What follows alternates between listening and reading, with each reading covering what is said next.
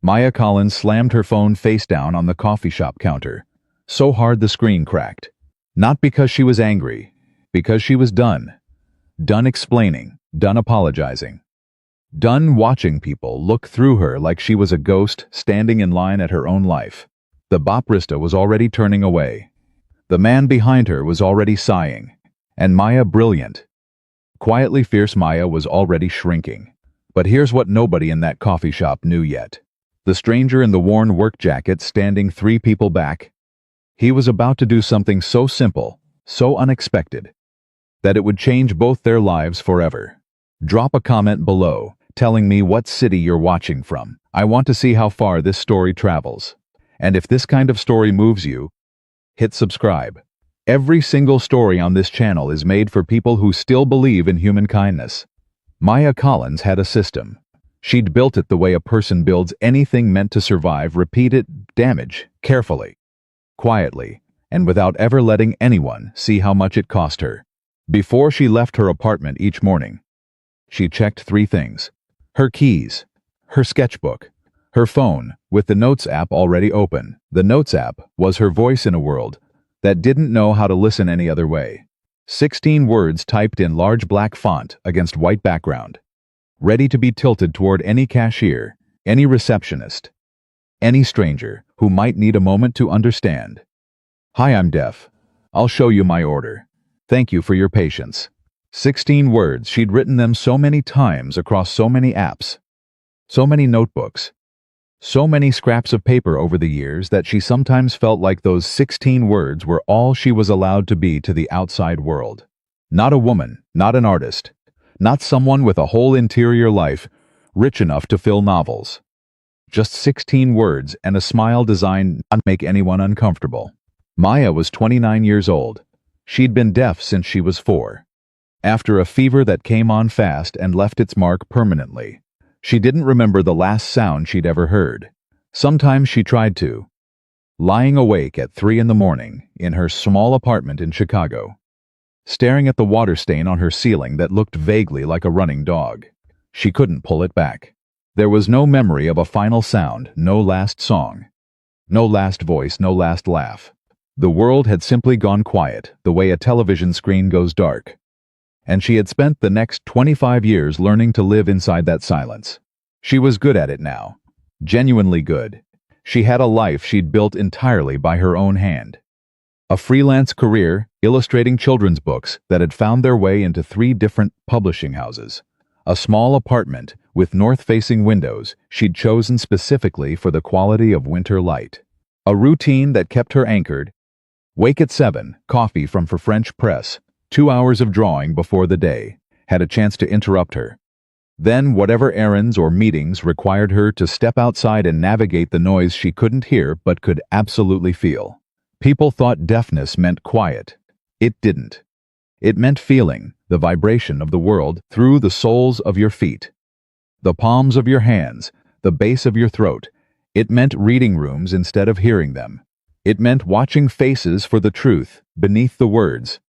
Because she'd learned early that faces almost never lied the way mouths did.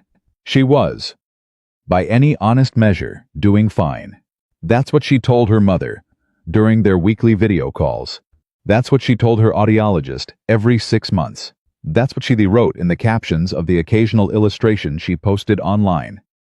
When follower found her through her book covers would comment asking how she was doing. Fine. Honestly doing great. Living my best life. She had learned to believe it on most days. This particular Tuesday in February was not one of most days. The coffee shop was called Groundwork, and it had opened 3 weeks earlier in the corner space where a dry cleaner had operated for 11 years before quietly shutting down. Maya had walked past it twice and noticed the things she always noticed first: the layout of the counter, the position of the menus, whether there was a line and how fast it moved, how many people were inside, and whether any of them looked like they'd be patient. She'd talked herself into going. That was the part nobody ever understood, the exhausting mathematics of deciding whether a new place was worth the risk. A grocery store she'd been to 40 times? She could navigate that with her eyes closed. The pharmacy, 3 blocks north, where the woman at the counter had learned her name and smiled when she walked in. She could breathe there. The post office, where the weekend clerk still spoke directly into her face, as if volume might somehow pierce biology. She avoided it like a bad memory. Every new place was an audition she hadn't asked to be in. But it was Tuesday, and the light through her windows had been gray all morning, and her French press had run out of the Colombian dark roast she ordered in bulk, and she'd promised herself, after the last hard month, that she would try harder to exist in the world outside her 4 walls. You can't draw cafe scenes if you're afraid of cafes, she'd told herself. It was a practical justification. It wasn't the real reason. The real reason was that she was lonely in the particular bone-deep way that quiet, capable people get lonely, not for company exactly, but for the feeling of belonging somewhere outside their own head. So, she put on her good coat. She ran her thumb across the phone screen to make sure the note was still there. She tilted her chin up the way her mother had taught her when she was 9 years old, and learning that the world was sometimes cruel and dignity was the only armor worth wearing. And she pushed open the door to groundwork. The smell hit her first espresso and warm pastry, and something faintly floral. Lavender, maybe. The space was narrow but deep, with exposed brick on the left wall and mismatched pendant lights strung at irregular heights above the counter. The kind of place that wanted you to feel it had a personality. There were maybe 12 people inside. A laptop crowd mostly. One older woman reading a paperback. 2 men in construction jackets talking with their hands wrapped around paper cups. The line at the counter had 4 people. Maya took her place at the back of it. The line moved. 3 people. Then 2. She pulled out her phone. The note was ready. Her order was already in a second note below it. Medium oat milk latte. 1 pump of vanilla, no sugar, and she'd been practicing in her head since she left the apartment. The casual normalcy of a simple transaction, the thing that should be the easiest thing in the world and so often wasn't. Then she was next. The barista was young. Maybe 22, with a small silver ring in her left nostril, and hair pulled back in a practical bun. She looked tired but not unkind. She looked up as Maya stepped to the counter, and she said something. Maya could see her mouth moving. The automatic greeting. The hi, what can I get you? Or the welcome to groundwork, or whatever she'd been trained to say, and Maya smiled and tilted her phone forward. The barista read it. Something shifted in her expression, not cruelty, not contempt, just confusion. The particular blank hesitation of someone who had never had to think about this before, and suddenly didn't know the script. She said something else. Maya watched her mouth. She caught sorry, and something that might have been you need to, and then the barista was half-turning, leaning back toward the espresso machine, and Maya didn't know if she was getting help, or if she'd somehow misunderstood the transaction entirely. She tapped on the counter. The barista turned back. Maya held up her phone higher.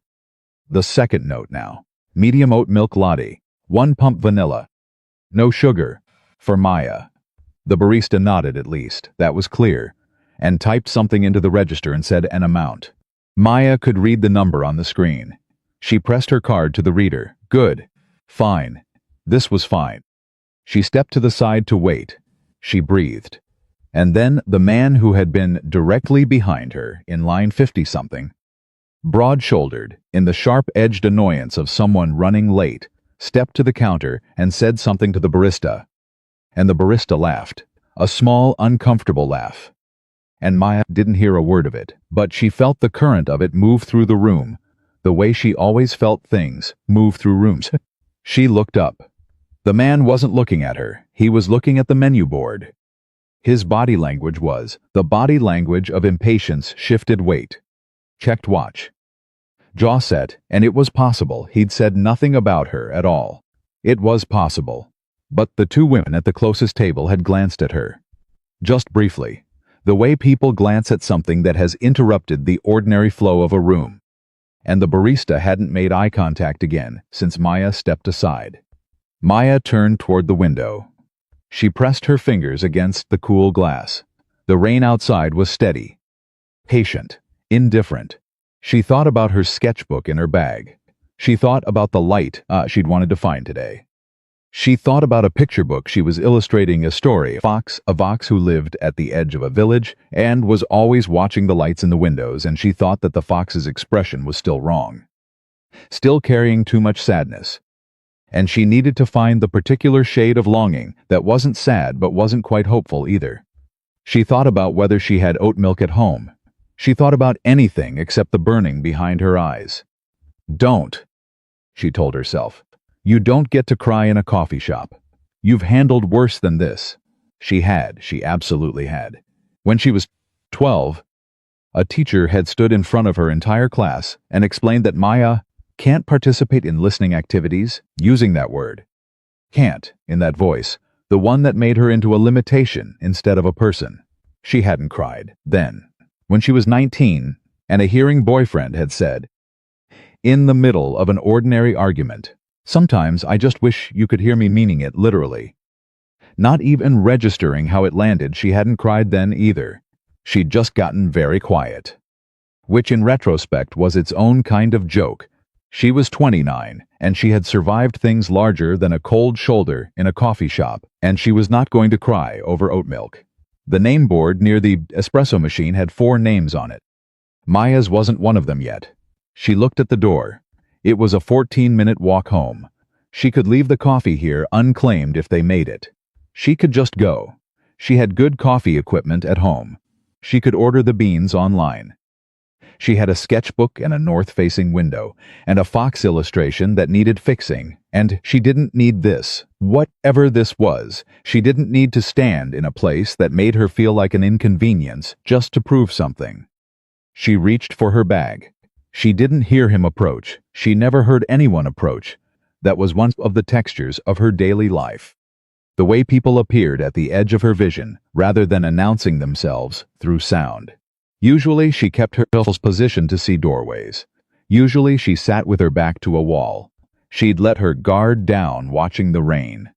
So when a hand appeared in her peripheral vision, not touching her, not grabbing, just raising itself slowly into the space between them, the deliberate, careful gesture of someone who understood that startling a person who can't hear is the fastest way to make them afraid, she turned.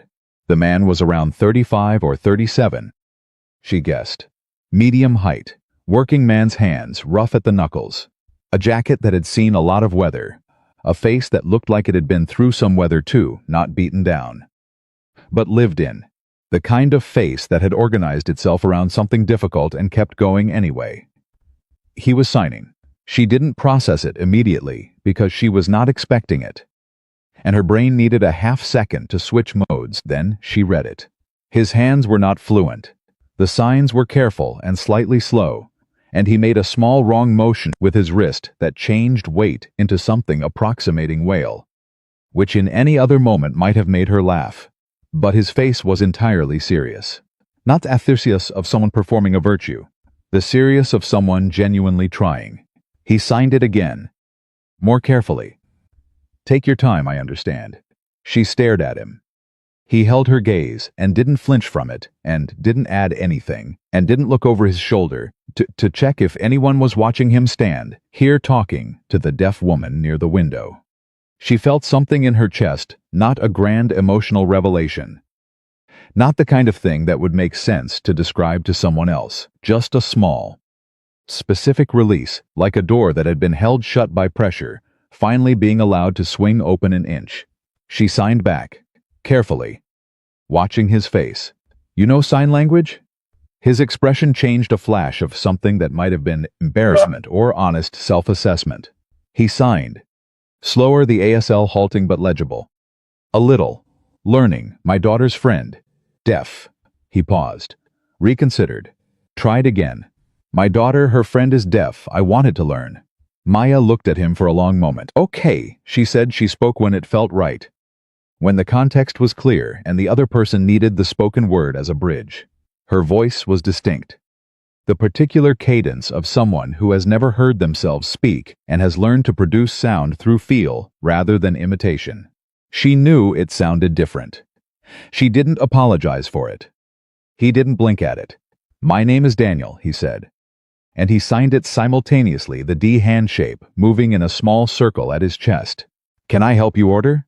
She should have said no. 29 years of self-sufficiency said no. 29 years of proving she didn't need the system to accommodate her said no. But 29 years of being tired said something else. She looked at her phone.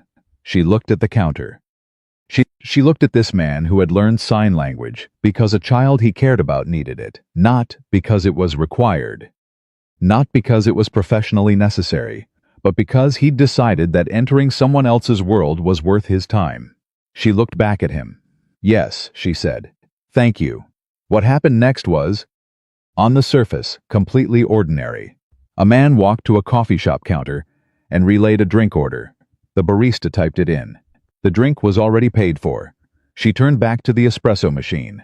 40 seconds, maybe less. But Maya watched it happen from 3 feet away, and what she saw was not a man ordering coffee. What she saw was a man who understood that the transaction mattered less than the person standing next to him. Who moved through the exchange without a trace of condescension, no she wants or she needs. Nothing that erased her from the room while supposedly helping her. Just a clean and direct. She ordered earlier medium oat milk latte. 1 pump vanilla, no sugar for Maya. And then he turned back to her and signed. Done. Simple. Done. She pressed her lips together and nodded once because she didn't trust what her face might do if she gave it more latitude than that. He ordered his own drink, black coffee. She caught that much and then looked back at her with the mild, unhurried expression of a man who had nowhere to be except exactly here. "You were going to leave," he said. Not accusing, just observing. She looked at him levelly. "I was thinking about it. I've left places too." He nodded, as if they were confirming a fact they both already knew. "It's exhausting." She blinked, because exhausting was the exact word. Not hard, not frustrating, not unfair. All of those things were true. But exhausting was the specific truth, the weight of it. The ongoingness of it, the way it wasn't one moment, but the same moment repeated endlessly across years, until your whole body learned to brace for it before it happened. "Yeah," she said. "It is." He nodded again. He had the quality of a person who was comfortable with pauses. Most people weren't. Most people filled pauses with noise the way they filled any empty space. Reflexively, because silence made them anxious. This man just stood in it. "Daniel Carter," he said, and offered his hand. She shook it. "Maya Collins." "The illustrator?" His eyebrows went up a fraction. She blinked. "You know my work? My daughter." He pulled out his phone, and she saw he had a photo as his wallpaper, a little girl of maybe 6 or 7, sitting cross-legged on a bed, holding a book. The cover was visible. A fox at the edge of a forest, looking toward a village, Maya's Fox, her 3rd published book. "She's read that one about 15 times, Daniel said. "She makes me do the voices." Maya looked at the photo. The girl had her father's eyes. That same quality of direct attention. The sense of a person who was genuinely present in whatever moment they occupied. She was grinning in the photo with the reckless confidence of someone who had not yet learned to make herself smaller to fit other people's comfort. "She's beautiful," Maya said. "She's a handful." The corner of his mouth moved. "She's my whole world, Daddy." The voice came from behind Daniel. Maya couldn't hear it, but she saw him turn. And she saw the little girl weaving between tables with the particular urgent locomotion of small children who have been told to wait in their seat and have absolutely waited in their seat for what they consider to be long enough. She was 7, Maya guessed. Same eyes as the photo. Dark pigtails escaping whatever someone had done to them this morning. A puffy green jacket with a small patch on the shoulder, a dinosaur. Embroidered. The kind of patch that had been applied over a worn spot or a stain or both. She pulled up short when she saw Maya. She looked at her father. She looked at Maya. She looked at her father again, with the expression of a child performing rapid calculations. Then she squared her small shoulders, looked Maya directly in the eyes, and raised her hands. "Hello," she signed. The sign was clear and careful and entirely correct. The small hand moving from her chin outward in the precise, formal greeting Maya had been taught and had taught others. Then the girl said it aloud too, with a little wave that she added on her own because she was 7 and could not resist the emphasis. Hi. Maya had been holding herself together for the last 8 minutes with the focused determination of a person who has had a lot of practice holding themselves together. She was not prepared for that. The laugh came out of her before she could stop it, genuine and involuntary. The kind of laugh that doesn't have a performance in it. Just the surprised release of something that had been under pressure for too long. She pressed her hand over her mouth, but it was already out. The girl beamed. She turned to her father and signed something Maya caught. She laughed, and something that might have been "I did it." And Daniel put his hand briefly on top of his daughter's head, in the particular gesture of a parent who is proud and is trying not to make a production of it. "This is Lily," he said, and signed the name simultaneously, the L shape bouncing twice. "Hi, Lily," Maya said. She signed. "Your signing is beautiful." Lily's eyes went wide. She tugged on Daniel's sleeve. "Dad, she talks and she signs." "I know. That's so cool. Lily, can we sit with her?" Daniel looked at Maya.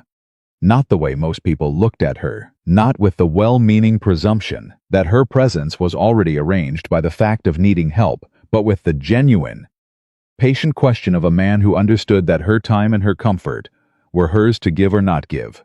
"Only if you want to," he said. "We have a table by the window. But you don't have to." Maya looked at the table by the window. She thought about the fox illustration that needed fixing. She thought about the particular shade of longing that wasn't sad, but wasn't quite hopeful. She thought about the rain outside, and the north-facing light in her apartment, and the French press, sitting empty on her counter. She thought about the way it felt when Lily raised her hands and said hello. "Okay," Maya said. "Yeah." They were awkward at first. The way strangers are always awkward when proximity happens faster than familiarity. Daniel's sign language was genuinely limited, useful, but incomplete. The vocabulary of someone who had been learning for function rather than fluency. Maya's ability to read lips was good but imperfect. And she missed things when people turned their heads, or covered their mouths, or spoke faster than their courtesy allowed. So they triangulated. Daniel talked. Maya read lips when she could, and asked him to repeat when she couldn't. Pointing to her ear, and shaking her head in the shorthand she'd long since stopped apologizing for. He did. Every time. Without the flicker of irritation she'd learned to watch for in people for whom repetition became burden. Maya typed on her phone when her voice felt like too much effort. Daniel read it and answered aloud and signed the parts he knew. Lily contributed almost exclusively in mime and enthusiasm. A combination that turned out to be remarkably effective communication. The oat milk latte arrived. It was excellent, the espresso balanced and not bitter. The oat milk textured correctly, the single pump of vanilla present, but not aggressive. Maya wrapped her hands around it and let the warmth move into her palms. "She's been learning since she was 5, Daniel said. He nodded at Lily, who was drawing something on a napkin with the focused intensity of a surgeon. Her classmate. Kira's been deaf since birth. The school doesn't have an interpreter for every part of the day. And Lily decided that was wrong. Maya looked at Lily. She decided? She came home one day in 1st grade. Dropped her backpack on the kitchen floor, looked me dead in the eyes, and said, "Daddy, Kira can't understand anything at lunch, and nobody helps her, and I need to learn sign language. I said I'd look into it." She said. Tonight, Maya repeated. "I found a class that started 3 weeks later. Lily made me sign up for both of us." She said. He paused, and she could see him choosing whether to edit this or give it to her straight. And he gave it to her straight, she said. It wasn't fair that only Kira had to do all the work. Maya looked down at the latte in her hands. It wasn't fair that only Kira had to do all the work. 7 years old. "She's smarter than both of us," Maya said. "Don't tell her that. She already knows." Lily looked up from her napkin at the exact moment that would have suggested she'd heard, which was impossible since they'd been talking in a register below her notice. She held up the napkin. It was a drawing rough, 7-year-old rough, but unmistakably, a drawing of 3 people at a table. One of the figures had a small rectangle in its hand, which Maya understood was meant to be a phone. One was tall, One was small with 2 circles on its head that were probably pigtails. At the top, in the labored printed capitals of a first grader, she'd written "Friends with one eye." "That's us," Lily said, with complete authority. Daniel looked at Maya. Maya looked at the drawing. She thought about 16 words in a notes app. She thought about the door she'd been about to walk through, in the other direction. She thought about a fox, at the edge of a village, carrying in its expression the particular shade of longing that wasn't sad but wasn't quite hopeful. She thought she might finally understand what that face needed to look like. She turned the napkin toward herself, dug in her bag for a pen, and carefully added a detail to the drawing that Lily had left out. A coffee cup. 3 of them. "Yes," Maya said. She slid the napkin back. "That's us. They stayed for 2 hours. Not because the coffee took 2 hours. Not because the conversation was so flowing and natural that time dissolved. It wasn't always. There were gaps and misunderstandings, and one moment where Daniel used the wrong sign and Maya had to explain in patient, slightly suppressed amusement that what he'd said was not friend but something considerably more anatomical, which sent Lily into hysterics. Once Daniel's expression told her the joke was age-appropriate enough to acknowledge. They stayed because neither of them was ready to leave. That was the honest truth. Daniel had come in that morning planning to get coffee for himself and a hot chocolate for Lily and be back at his van and en route to a job site by 9:15. He was a heating technician, one of those professions that sounds prosaic until February pipe freezes, and suddenly a person is the most important person in the building. And he had 3 calls scheduled and a boss who was understanding him but not. Infinite. He stayed until 10:40. He texted his boss. "Running late. Family thing." He felt only slightly guilty about calling this a family thing. The guilt lasted about 4 seconds. Maya had come in, planning to get a coffee she hadn't even been sure she'd stay to drink. Prove something undefined to herself about her relationship to the world. And go home to fix a fox. She stayed. She took out her sketchbook, a reflex she couldn't suppress when something interesting was happening. And something interesting was happening, and she started to draw without explaining why. Which she'd always found the most important right any artist had. Lily saw the sketchbook and went immediately still in the particular way children go still when they encounter something that produces an awe rather than simple interest. "You're drawing," she said. The sign for drawing she did correctly, the index finger of her dominant hand trailing across the palm of the other as if sketching on paper. "I'm always drawing," Maya said. "Can I see?" Maya turned the sketchbook. It was a rough study gesture lines. Mostly the shapes of 3 people at a table, weight and posture, and the specific angles of attention. Daniel had his elbows on the table, which meant he was leaning in. Lily had both feet tucked under her on the chair, which meant she was comfortable. Maya had captured the quality of the room, without drawing the room, the feeling of it. The warmth of it, the way the 3 of them had organized themselves around something that hadn't had a name yet at the start of the morning. Lily studied it for a long time. "That's Daddy," she said, touching the tall figure with one careful fingertip. "Yes, that's me. Yes." She looked at the 3rd figure. She looked at Maya. She pointed at the drawing. "That's you," she said, with the certainty of someone stating a law of physics. "Yeah," Maya said. "That's me." Lily nodded slowly, processing something. Then she looked up with the direct honesty of a child who had not yet learned to wrap truth in social upholstery. "I'm glad you stayed," she said. Maya's throat did something complicated. She looked at Daniel. He was watching his daughter with the particular expression she would come to know well over the next months and years the face of it who had learned that love looked like showing up and listening and distinct and letting small people teach you how to see the world more clearly than you were seeing it before. He glanced at Maya. He didn't say anything. He didn't need to. Some things don't require words. Some things the right things. The true things communicate through entirely different channels. Maya pressed her hands flat on the table. She breathed. Outside, the rain had stopped without her noticing, and the February light that was coming through the window now was not the gray, uncertain light she'd woken to that morning. It was something better than that. Something with more clarity to it. She picked up her pen. She turned to a clean page in her sketchbook. And Maya Collins, the woman who had almost walked out of a coffee shop, who had built 16 words into armor and called it enough, began to draw something new. 3 days passed before Maya thought about Daniel Carter fewer than 6 times in a single hour she counted. Not intentionally, but in the way a person counts anything that interrupts.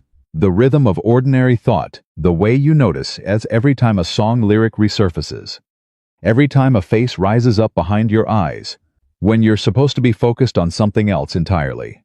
She was supposed to be fixing the fox. The fox in her illustration still had the wrong expression. She'd identified the problem that morning in the coffee shop. That strange clarifying morning, the fox needed the particular shade of longing that wasn't sad but wasn't quite hopeful. And now Maya knew exactly what that looked like because she'd felt it in her own chest when she walked back out into the February air and turned toward home and understood that she'd left something behind in that coffee shop that she hadn't brought in with her. Not something she'd forgotten. Something she hadn't expected to find. She sat at her drafting table every morning that week and tried to put it into the fox's eyes. The draw came out different than anything she'd done before. Her editor called her on Thursday, a video call, captions on, the way all her calls worked, and said, "Maya, I don't know what you did to this character, but whatever it is, keep doing it. She finally looks real." Maya thought about that for a long time after the call ended. She had Daniel Carter's number in her phone because they'd exchanged contact information at the end of those 2 hours. In the matter-of-fact way of people who have established something and want a mechanism to continue it. He'd typed his number into her phone himself, and she'd noticed that he'd added a label next to it. Daniel Coffee Shop signs a little. She appreciated the precision of that. She hadn't texted him yet. Not because she didn't want to. Because she was 29 years old, and she had been taught by experience the way all important things get taught. Through repetition and consequence, that wanting something and being willing to reach for it were two different propositions. On Friday afternoon, a text arrived. She was at her drafting table when the phone lit up. The name on the screen made her hand go still.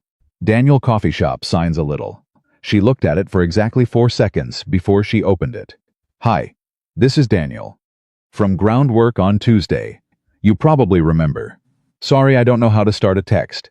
Lily says I text like someone's grandfather. She's not wrong." Maya read it twice. She typed back, "Your texts are fine. How was your week?" The response came 40 seconds later. She watched the screen. Long, cold pipes. 3 jobs. One of which required me to crawl inside a wall. I don't recommend it. How's the illustration going? She stared at the question. He'd remembered. Not in the vague, social transaction way of someone who had retained the general category of she does something creative. He'd remembered the specific thing. The thing she'd mentioned almost in passing, when Lily had asked about the sketchbook. The fox at the edge of the village, the expression that needed fixing. "Better," she typed. "I figured out what the face needed." What did it need? She paused. She looked at the illustration pinned to her drafting board. She looked at the fox. "Hope," she typed. "But the kind that's been through something first." The response this time took 2 minutes. She watched the clock on her phone. When it came, it was 3 words. That sounds right. She set the phone down and looked out the north-facing window for a while. Then she picked the phone back up and typed. Lily signed perfectly, by the way. Her hello was textbook. "You should be proud." This time the response was immediate. "Don't tell her. She'll want a trophy." Maya laughed out loud in her empty apartment. The sound surprised her. It always surprised her a little. The way her own laugh sounded. The way it came out raw and unguarded in spaces where no one was watching. She pressed the back of her hand against her mouth. She typed. Too late. She already knows she deserves one. And Daniel Carter sent back a single emoji. A laughing face. The grandfather, who texted like someone's grandfather, sent a single laughing emoji. And Maya Collins set her phone face up on the corner of her drafting table where she could see it while she worked.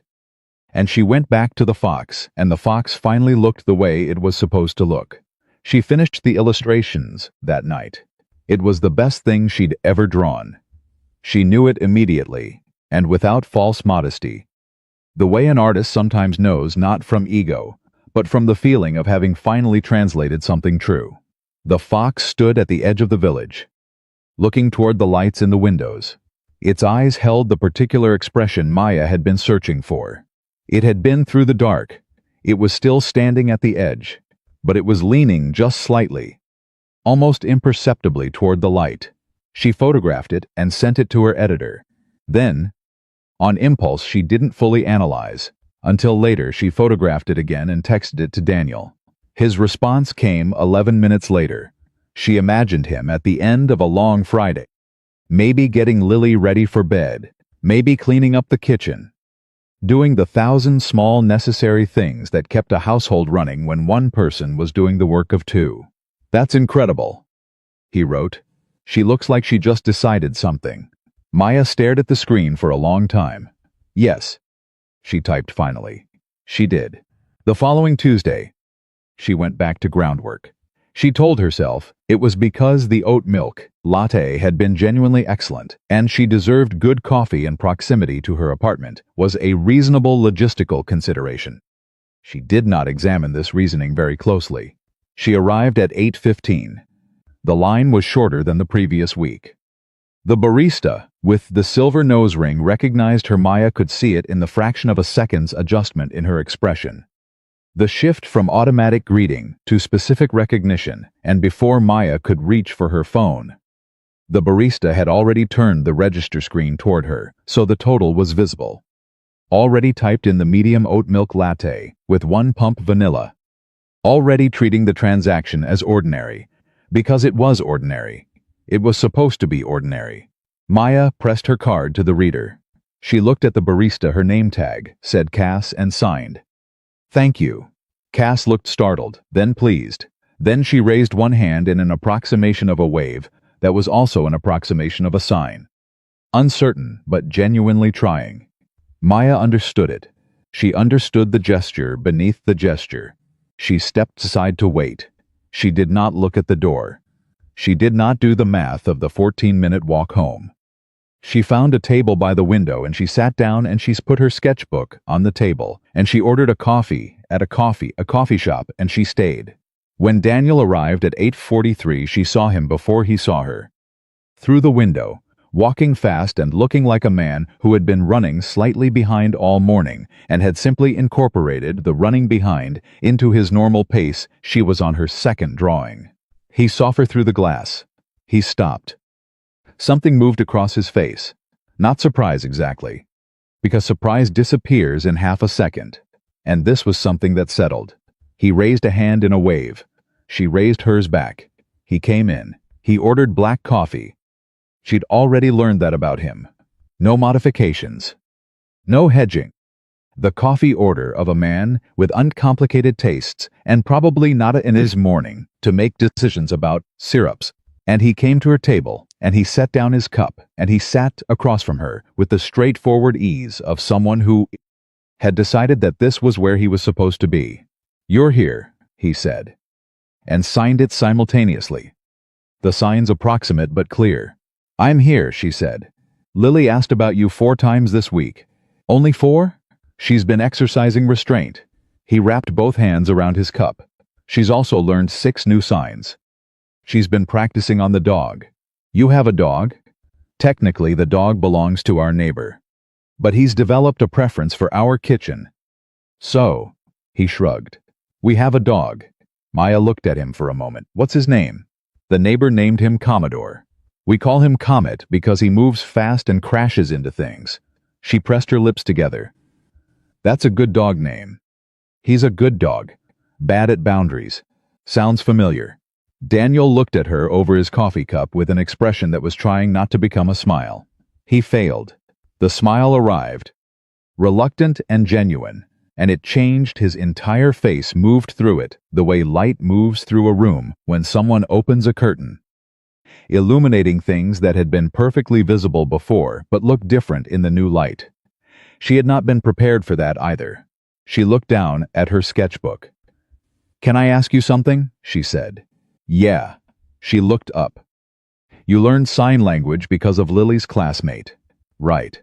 How long did it actually take?" "Before you could use it. Actually use it." He thought about that with the consideration of a man who doesn't answer questions carelessly. For functional stuff, a few months. For conversations that felt real, longer. He paused. For the moment when Kira's mom looked at me like I'd said something she hadn't expected to hear in her own language, I think that was around 8 months. 8 months is a long time, Maya said. Yeah.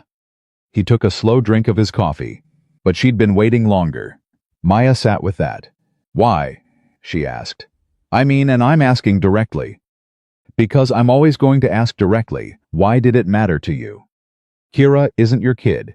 Her mom isn't You didn't have to." Daniel set down his cup. He was quiet for a moment. Not the quiet of someone formulating a diplomatic answer. The quiet of someone reaching for something true that takes a second to locate. "After my wife died," he said. And the sentence fell into the space between them, with the specific weight of a sentence that has been carried a long time. Everything kind of flattened, like the whole world lost dimension. You know when a photograph gets overexposed, and everything in it goes white? It was like that. I kept moving because Lily needed me to move, but I wasn't. He stopped. Tried again. I wasn't seeing anything. I was just performing forward motion. Maya didn't say anything. She understood, in her particular way, the specific cost of performing something that looked functional from the outside. "And then Lily comes home with this thing," Daniel continued.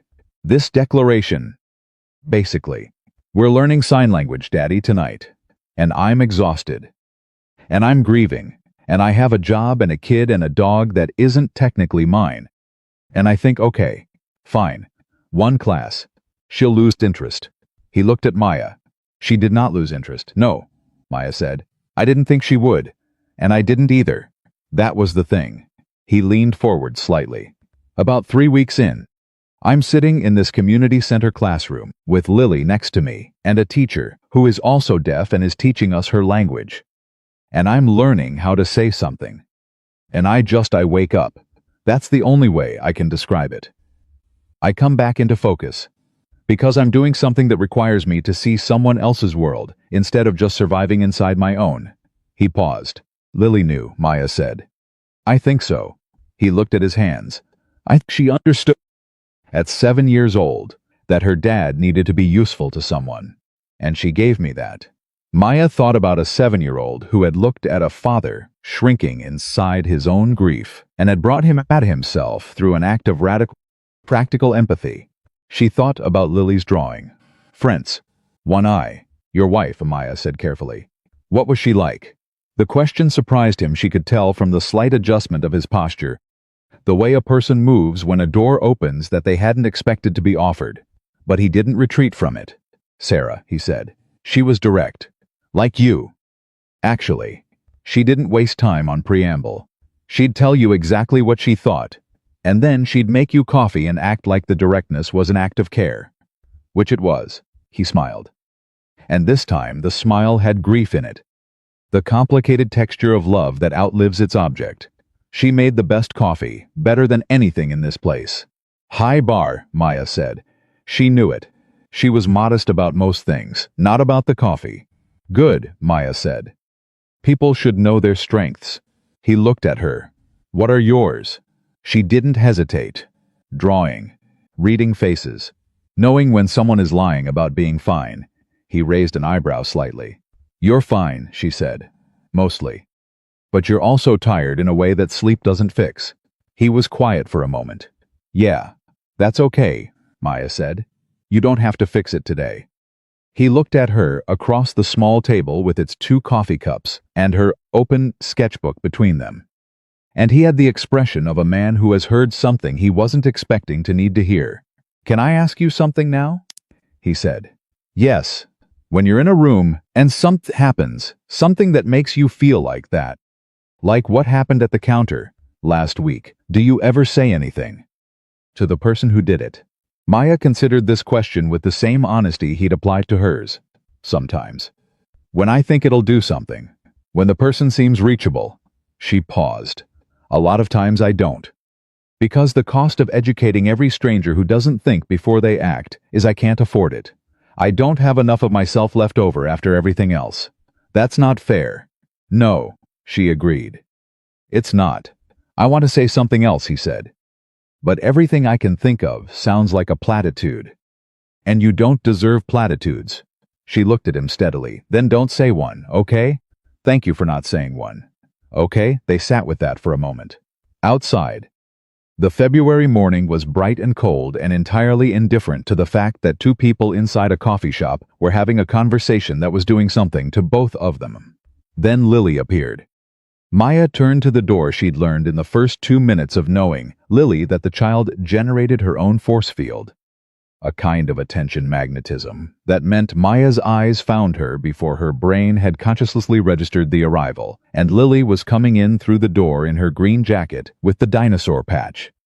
Backpack on her back, looking extremely pleased with herself in the way that she looked when she'd done something she expected to receive credit for.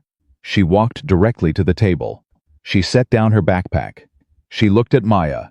She signed, slowly and clearly, and with enormous self-satisfaction. I practiced every day this week. Maya signed back. I can tell, you're getting better. Lily turned to her father with an expression that said, I told you so without any words at all. Daniel pointed at her with a look that said, don't push it.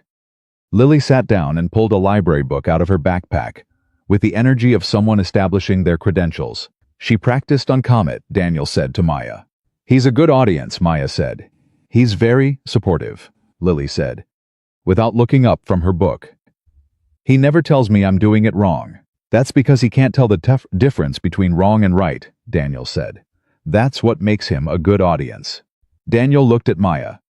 Maya pressed her lips together. It was a near thing. She's not wrong, Maya said. I know, Daniel said. And there was something in his voice, the particular warmth of a man looking at a child who has handed him back something he thought he'd lost. Dressed up in dinosaur patches and library books and the absolute conviction that dogs make excellent sign language tutors. They stayed for an hour and a half that second Tuesday. On the third Tuesday, they stayed for 3 hours. On the fourth, Daniel brought sandwiches, because he'd figured out they always left hungry. And Lily brought a workbook of signs she'd bought with her own allowance. And Maya brought a new sketchbook because she'd filled the old one. It became the shape of their week. She didn't examine it too closely. She knew better than to examine something fragile in too bright a light. But she noticed things. Small things. The kind you file away without meaning to. The way Daniel always made sure she was positioned to see his face when he spoke. Not making a show of it. Not asking, just quietly adjusting. The way you adjust to accommodate something you've incorporated into your understanding of a person. The way he texted her articles, not ones about deafness or disability. Not performative allyship, just things he read that made him think of her. An illustration retrospective. A piece about a children's book author she admired. Once. A photograph of a fox spotted in a city park somewhere in Ohio. Standing at the edge of a green space and looking toward downtown. And the caption he'd added, looks like she decided something. She saved that one, the way he told her things without being prompted, the particular trust of someone who has learned that silence isn't always preference. Sometimes it's just not wanting to assume you're worth someone's attention. He assumed she was worth his attention. He acted accordingly. She was not accustomed to that. The fourth week of Tuesday mornings. They had been sitting for almost 2 hours when Daniel's phone lit up on the table, and he glanced at it, and something changed in his expression, just briefly. Just a small tightening around the eyes, quickly controlled. Quickly replaced with the neutral competence of a man who has learned to manage himself in front of his daughter. He picked up the phone and typed a response. Lily was absorbed in her workbook, signing words to herself, checking them against the pictures, with the focused diligence of a student who is also, secretly, showing off. Daniel set the phone down. He looked at Maya. Job, he said, emergency call. A boiler went out in an apartment building 3 blocks from here. He was already calculating, she could see it in his face. The spreadsheet of logistics running behind his eyes. I have to take it. But Lily's school doesn't start until 10. Lily looked up from the workbook. She had her father's peripheral attention radar, that same quality of awareness beneath distraction. I can stay with her, Maya said. The words came out before the thought had fully arrived. Both Daniel and Lily went still. Daniel looked at her with the expression of someone who is trying to assess an offer without either dismissing it or leaping at it out of desperation. You don't have to do that, he said. I know. She looked at Lily. Do you want to stay with me for a bit? Lily turned to her father with a look that was a complete argument compressed into a single expression. Dad. Obviously. I'll be back before 10, Daniel said.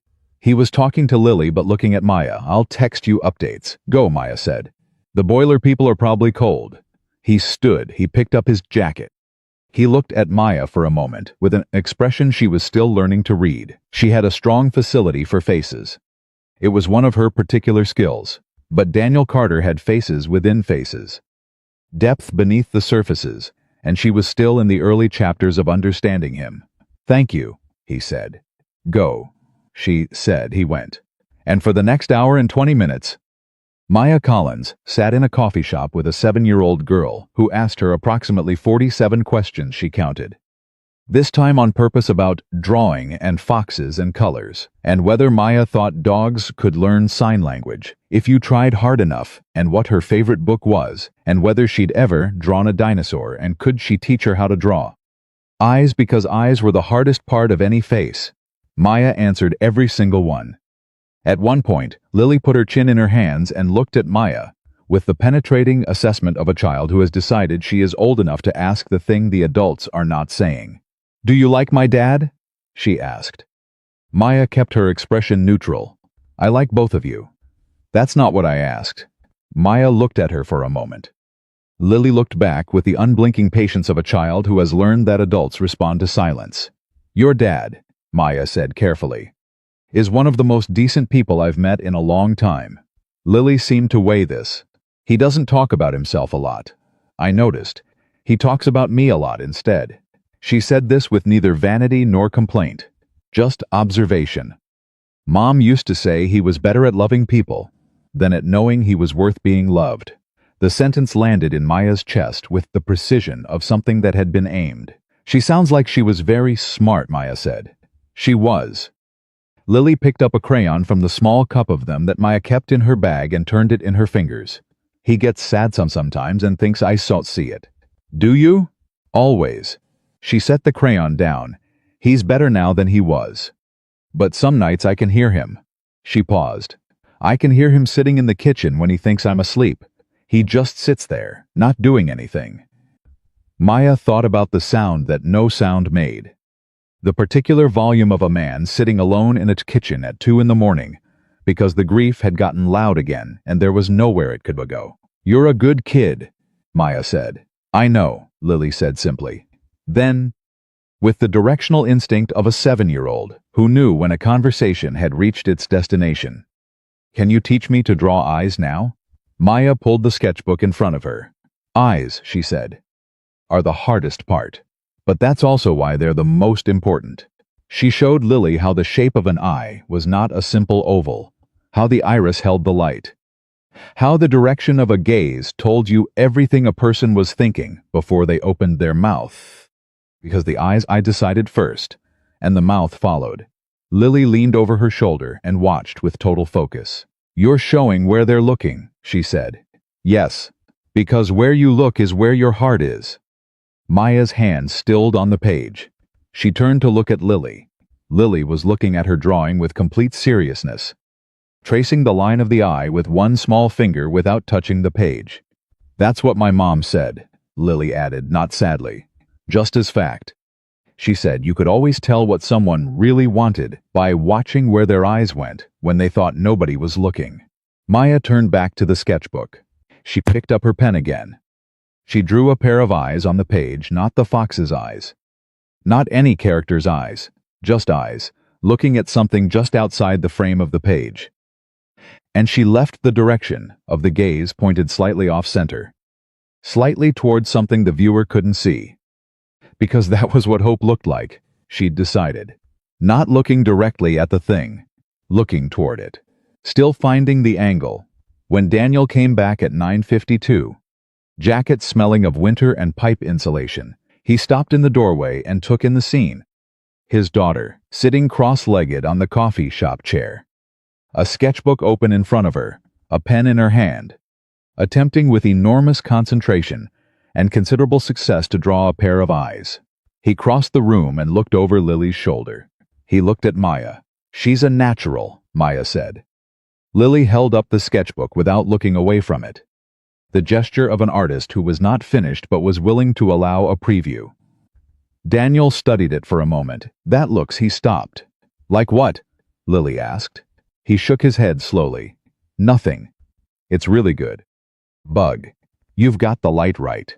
Lily looked satisfied in the way of an artist receiving useful feedback from a reliable source. She went back to work. Daniel pulled out the chair next to Maya and sat down. He set his coffee. He'd grabbed a replacement on the way back in, on the table. He looked at Maya with a specific expression. The kind that was trying to communicate something that didn't have an efficient sign, and he hadn't yet found the English words for either. She read it anyway. She talked about her mom for a while, Maya said quietly. So Lily's full attention stayed on the drawing. "She's remarkable." "Yeah," Daniel said. His voice was low. "She is. She's been watching you," Maya said. "You should know that. She's been watching and she knows more than you think she does." He looked at his daughter's bent head for a long moment. "I know," he said. He exhaled slowly. The particular exhale of a person releasing something they'd been holding. "I keep thinking she's not old enough to understand. She's 7. "Not oblivious," Maya said, not unkindly. "No." He almost smiled. "She's really not." They sat for a few minutes in easy silence, the kind that doesn't need to be filled. The kind that two people reach when they've arrived somewhere together without planning the route. Lily drew. Daniel drank his coffee. Maya turned to a new page in her sketchbook and picked up her pen. She drew quickly, the sketch forming itself from instinct, a man and a child sitting side by side. The man slightly angled toward her, his shoulders carrying the particular posture of someone who had learned to be strong by necessity, and was only now, slowly, practicing what it felt like to set the weight down. She turned the sketchbook toward Daniel. He looked at it. He didn't say anything for a moment. Then, quietly, "That's not how I see myself." "No," Maya agreed. "It's how you are." He looked at it for another moment. Lily had looked up without either of them noticing she had. Maya was beginning to understand. Her mother's quality of watching while appearing not to. "Can I see?" Lily said. Daniel turned the sketchbook. Lily studied it with the gravity of a person evaluating something that matters. "That's Daddy," she said. "Yeah," Daniel said. "He looks okay," Lily said. "Yeah," Daniel said again. And his voice was slightly different this time, slightly lower. The voice of a man who was hearing something he'd needed to hear, said plainly, and without sentimentality, by the most honest person he knew. "He looks like he's going to be okay," Lily said, with the certainty of a 7-year-old who has decided this is true, and therefore it is. She handed the sketchbook back to Maya and returned to her drawing. And Maya Collins, who had spent 25 years learning to move through a world that required her to do all the work of translation, sat in a coffee shop on a Tuesday morning and felt for the first time in longer than she could accurately recall entirely, quietly and without explanation at home. The 5th Tuesday. Daniel didn't show up. Maya sat at the window table for 40 minutes with her oat milk latte going cold beside her sketchbook and her phone face up on the table. And she told herself she was not watching the door. She was watching the door. She had positioned herself specifically so that the door was in her direct sightline and she would not have to turn her head to see it, which was something she always did in new spaces for practical reasons. And she was not going to examine whether there were additional reasons this particular Tuesday. At 9:20, a text arrived. "Sorry. Lily woke up sick. Fever. Keeping her home. Rain check on Tuesday? She typed back, of course. How high? 101. She's furious about missing school. Which I think means she's going to be fine. Maya looked at that for a moment. She thought about Lily furious about missing school, not about being sick. Not about feeling terrible, but about the missed opportunity. The specific indignation of a child who had things to do, and places to be, and considered illness a logistical inconvenience. She really is going to be fine. Maya typed. Let me know if you need anything. She set the phone down. She picked up her pen. She did not draw anything for 11 minutes. Which was unusual for her. She just sat with the blank page, and the cooling latte, and the understanding that the shape of her Tuesday had reorganized itself around something she hadn't been fully conscious of building. That was the moment she knew she was in trouble. Not bad trouble, the other kind. She drank the cold latte anyway. She drew for 2 hours. She went home. She texted Daniel that evening. How's the patient? Asleep finally. Fever broke around 4. She made me read the Fox book to her twice before she'd let me turn out the light. Maya stared at that. Which book? She typed. Because she had published 3, and she needed to know. The one with the fox at the village. She makes me do different voices for the villagers. I am not a natural performer. I'll bet you're better than you think. A pause. She asked me to sign the parts where the fox talks. Said it felt right that the fox would use sign language. I don't know enough to do it properly, but I tried. Maya read that 3 times. She set down her phone and sat in the dark of her apartment for a while, looking at the north-facing window, and she thought about a child with a fever asking her father to sign the fox's words, because it felt right. Because the fox lived at the edge of a village and understood something about moving through a world that wasn't quite built for you. And a father trying to sign a stories he didn't fully know the language to tell. Doing it anyway because his daughter asked. Because trying was always better than not trying. She picked up her... Tell her the fox says hello. She typed. 3 minutes later, a photo arrived. Lily. Clearly fresh from sleep. Hair tangled. Flushed cheeks. Holding up one hand in the sign for hello, with a smile that had enough wattage to power a small building. Maya saved the photo immediately. She set it as her phone wallpaper. She would not examine that decision closely either. The following Tuesday, Lily was back, fully recovered, slightly smug about the speed of her recovery, and carrying a new library book about a deaf scientist who had changed the field of marine biology. She set it on the table in front of Maya, without preamble, and signed. I found this for you. For me, Maya said. She's like you, Lily said. She couldn't hear, but she still heard everything that mattered. She paused. That's what the back of the book says. I didn't write it. It's a good line, Maya said. I thought so. Lily sat down and opened her sign language workbook with the air of someone returning to important business after a brief and unwelcome interruption. Daniel slid into the chair across from Maya and set down his coffee. He looked less tired than the previous week, color back in his face. The particular restoration that happens when a crisis resolves and the body exhales. Thank you, he said, for the texts. While she was sick, I didn't do anything. You checked in. He said it simply, as if that were the complete argument, which Maya supposed it was. They had fallen, over the past month, into a rhythm that neither of them had negotiated or declared. It had assembled itself the way all genuine things assemble themselves, through accumulated small acts, through repetition, through the gradual realization that you've been building something without intending to, and that the thing you've built is load-bearing. Maya knew the details of Daniel's weeks in the particular way you know about people who text you regularly and are honest about the texture of their days. She knew that his most brutal calls were in old apartment buildings in the North Side, where the heating infrastructure was original to 1962 and behaved accordingly. She knew that he ate lunch in his van when the schedule compressed, which was most days, and that he was trying to stop doing that and failing.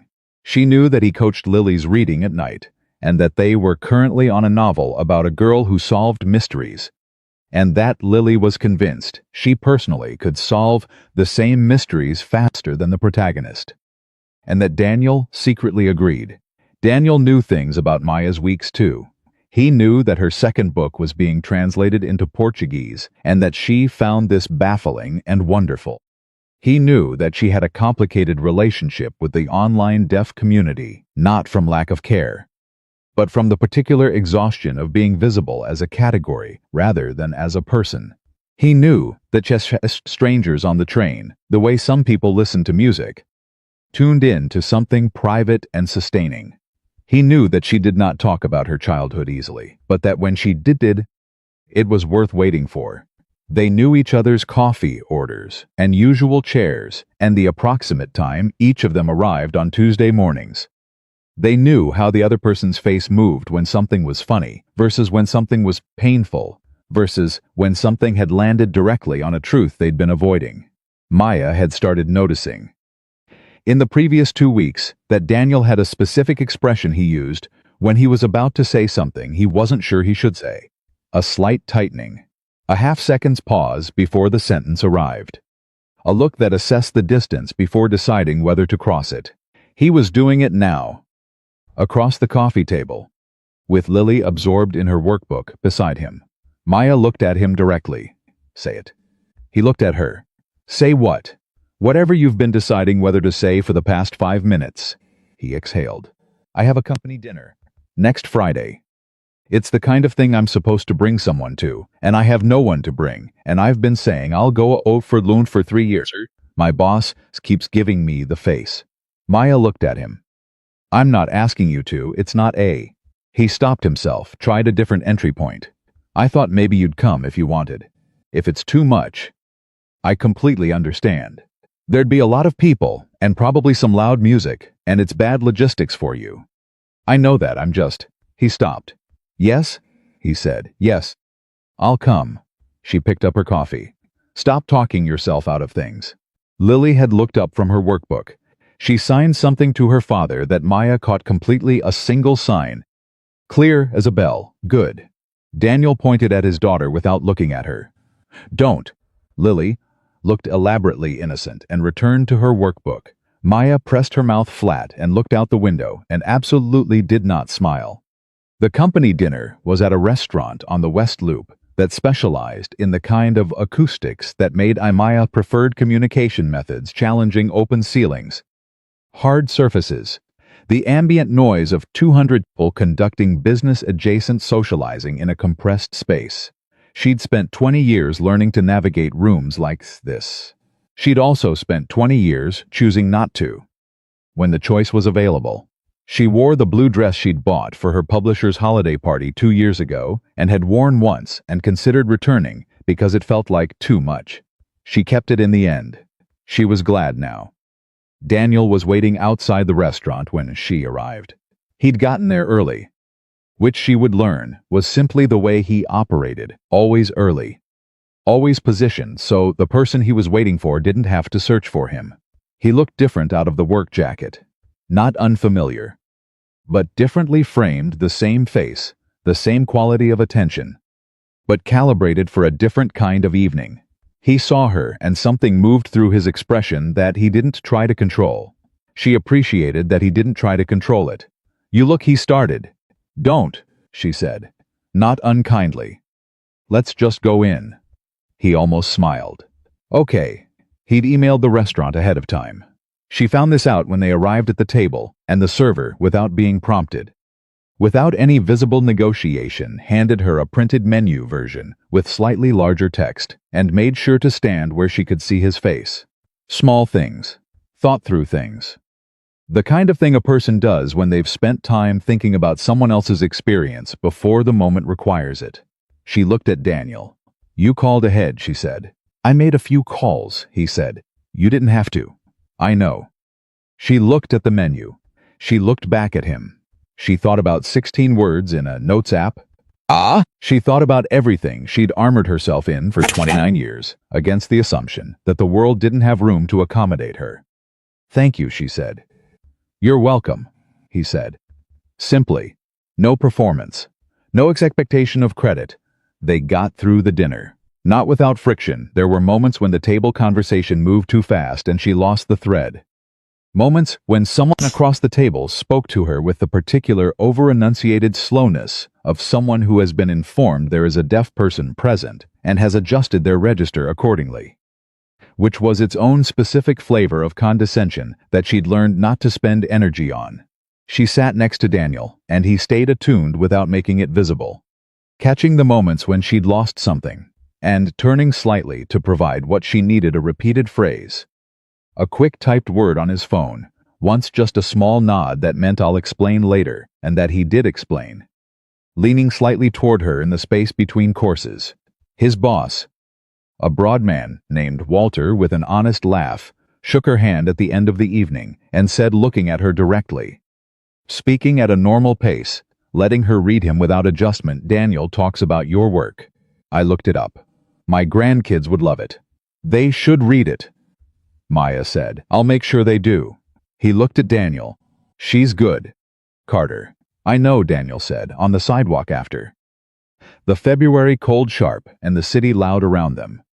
They stood for a moment in the aftermath of an evening that had been more than either of them had said it would be. "Thank you for coming," Daniel said. "Thank you for asking." He looked at her for a moment. Not the half-second polite look of social transition. The real kind. The kind that meant something was being assessed and a decision was being made. "Can I walk you home?" he asked. She looked at him. "It's 3 blocks, she said. "I know." "That's barely a walk, I know," he said again. She pulled her coat around her. "Okay." They walked 3 blocks in February. They talked haltingly, in the mix of speaking and signing and phone typing that had become their particular language, their private dialect of a conversation that required multiple channels. She told him about the Portuguese translation and what felt so. Imagine a child in Lisbon reading her Fox. He told her about Lily's latest project, which involved compiling a field guide to the neighborhood's dogs and their personalities. At her building door, they stopped. She looked at him. He looked at her. The pause was long enough to have a shape. "Maya," he said. "Don't," she said. Not unkindly. The same word as earlier, but doing different work now. He closed his mouth. "I need you to be sure," she said, "before anything. I need you to know what you're. This isn't simple for me. I don't do uncomplicated. I have 29 years of complicated. And I can't." She stopped, steadied herself. "I can't afford to let someone in if they're going to decide the complicated is too much." He was very still. "I know that," he said. "You think you know that?" "No," he said. "I know that. I was married to someone for 9 years, and I watched her die, and I put my daughter to bed alone for 3 years, and I sat my kitten at 2 in the morning, because the quiet was the only place the grief could breathe without scaring her." He paused. "I know what complicated means. I know what it costs. I'm not afraid of the cost." Maida looked at him in the cold air. "You need to be sure," she said again. But it was different this time. "Quieter, I am," he said. "I wouldn't be standing here if I wasn't." She looked at him for a long moment. Then she said, "Tuesday." "Tuesday," he agreed. She went inside. She stood in the elevator, with her hand pressed flat against the wall, feeling the vibration of the mechanism carrying her upward. And she thought about all the things that had been said and not said, and that sometimes the truest things were the ones that lived in the space between both. She texted him when she got upstairs. "You should go directly home. It's cold," he replied 60 seconds later. "Already walking, I'm fine." "Good night." Maya. She set the phone on her drafting table. She sat down. She didn't draw anything. She just sat with the feeling of something that had arrived without warning and announced itself by already being present. Already being real, already having weight. She was still sitting there when her phone lit up again. This time it wasn't Daniel. It was a number she didn't recognize. A Chicago area code, and the text read, "Hi Maya, this is Cass. From Groundwork. The barista. Daniel gave me your number, Hope. That's okay. I wanted to ask you something. It's about the coffee shop." Maya stared at the screen. She typed back, "This is fine. What about it?" The response came quickly. "Our owner, Mr. Kim, he wants to make some changes to the way we serve customers who are deaf or hard of hearing. He's been thinking about it since he saw what happened with you that first day, He wants to do it right. He was hoping you might be willing to come in and talk with him. Maya read it twice. She thought about that first Tuesday. The note on her phone. The 16 words. The familiar pain of standing at a counter and feeling herself becoming an inconvenience in real time. She thought about Cass learning a sign. Because Maya had shown her one, a small wrong approximation of a wave that was also, unmistakably, an attempt. Maya typed. Whenever works for you. He says anytime. He'll work around your schedule. She looked at the time on her phone. She looked at her drafting table. She looked at the fox illustration pinned to the board, the finished one. The one with the eyes that held the particular expression of hope that had been through something. She thought about what it would mean for the who walked up to that counter with their phone already open, their note already prepared, their smile already positioned to absorb the blow before it landed. Next Tuesday morning, she typed. 8:30, she set down the phone. She picked up her pen. She started drawing. She drew for 2 hours fast. Certain. The kind of drawing that happens when the hand knows what it's doing and the mind just needs to get out of the way. She drew groundwork.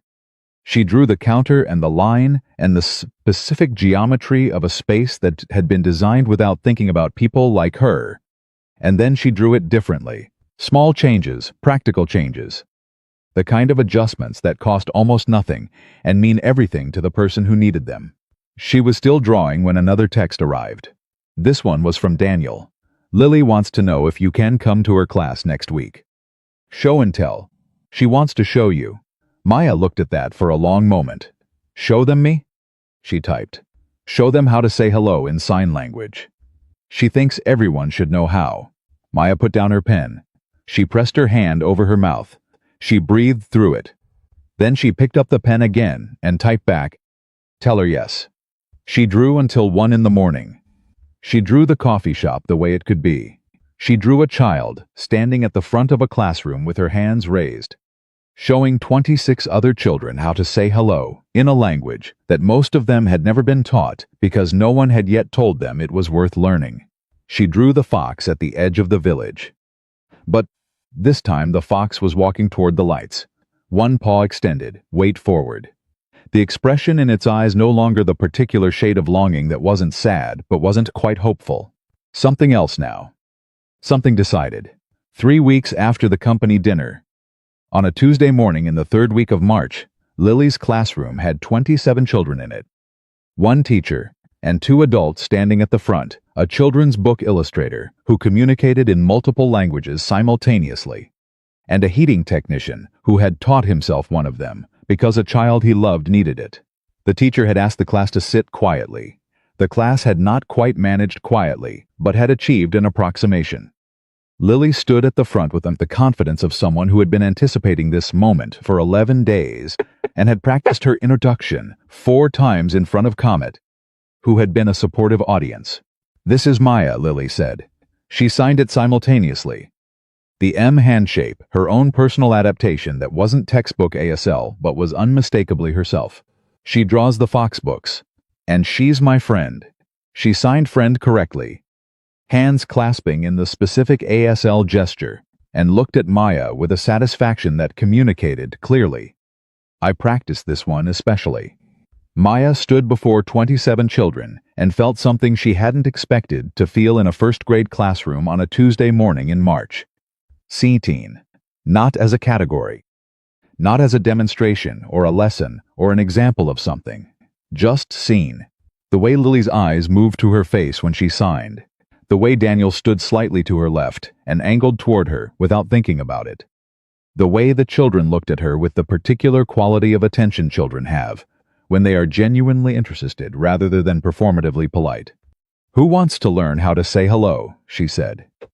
She signed it at the same time, and signed it big, so the whole room could see. 27 hands went up. She taught them hello. She taught them thank you. She taught them I see you, which was not standard introductory ASL, but was the sign she considered most important. The one that said everything the other signs were trying to get at. One boy in the 3rd row, small, serious, The kind of kid who absorbed information and gave nothing away until he was ready, raised his hand when she finished. "Do deaf people get lonely?" he asked. The room went. Maya looked at him for a moment. "Yes," she said.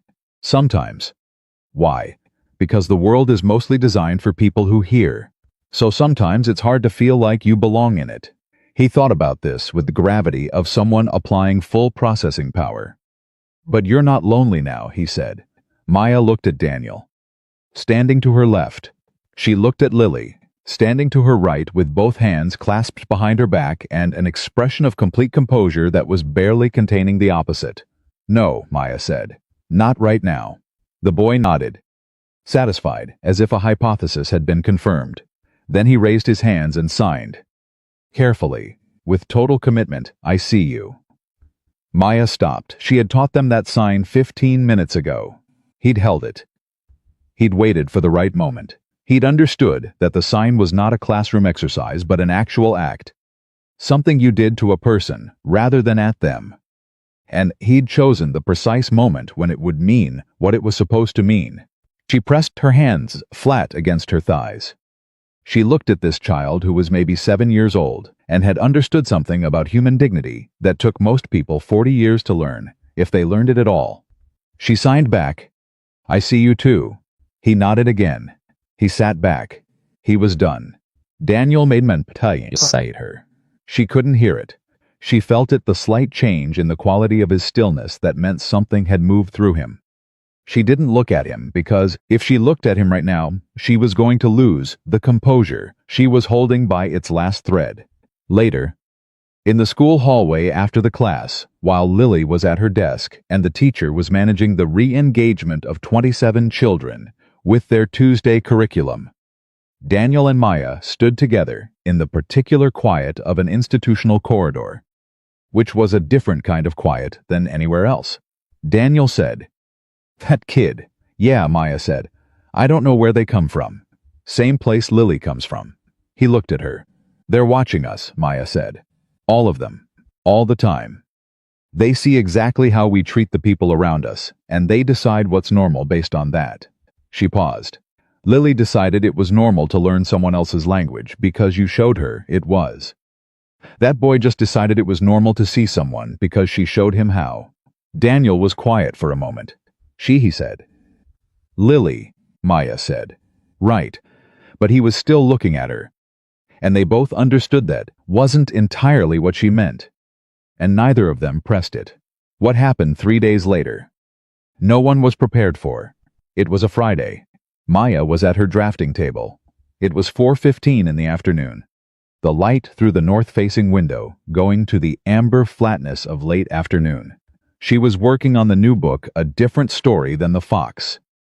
This one about a child who communicated through color, who painted her feelings on paper. Because words weren't always sufficient for the things that needed saying, she was deep in it. The particular absorbed focus of work that was going well. Her phone lit up on the table. Daniel. But not a text. She frowned. He always texted. They both did. They'd established that early as the practical baseline of their communication, and it had never been a problem. Daniel calling instead of texting meant something was different. She answered the video call. His face filled the screen, and she knew immediately. Not the specifics. Just the frequency of it, the particular tightening around his eyes. The color of his skin wrong. The look of a man whose forward motion had been stopped by something larger than he could simply incorporate and keep moving. "What happened?" she said. Not a question. "Lily," he said. "She collapsed at school. They called me. I'm at the hospital now. She has a fever. 104, they're running tests." He stopped. Controlled himself. Started again. "I don't know what's going on yet. They're still." Another stop. "What hospital?" Maya said. He told her. "I'll be there in 20 minutes, she said. "Maya." "You don't have to." 20 minutes, she said, and ended the call. She was moving before the screen went dark. Coat, keys, phone. She was out the door in 4 minutes. She was in a cab in 6 because she didn't trust the train to be fast enough, and she stood on the sidewalk with her arm out until one stopped, and she leaned forward and showed the driver the address on her phone and said, "Please," in the voice she used when please meant something beyond the word. The drive took 18 minutes.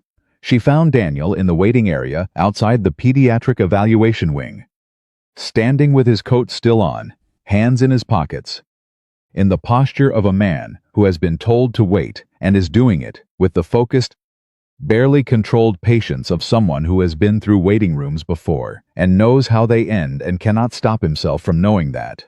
He looked up when she came through the doors. Something moved across his face.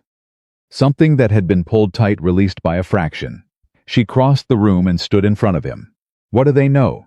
she said. "Severe infection. Possibly pneumonia. They took a chest X-ray." He exhaled. She was fine this morning. She was fine. She ate breakfast and complained that her orange juice was too cold, and I argued with her about it, and he stopped. His voice had gone somewhere he couldn't follow it right now. Maya made a decision. She stepped forward and put her hand on his arm. His whole body changed. Not dramatically, not a collapse or a breakdown. Nothing that looked different from the outside. But she felt it. The fraction of giving way.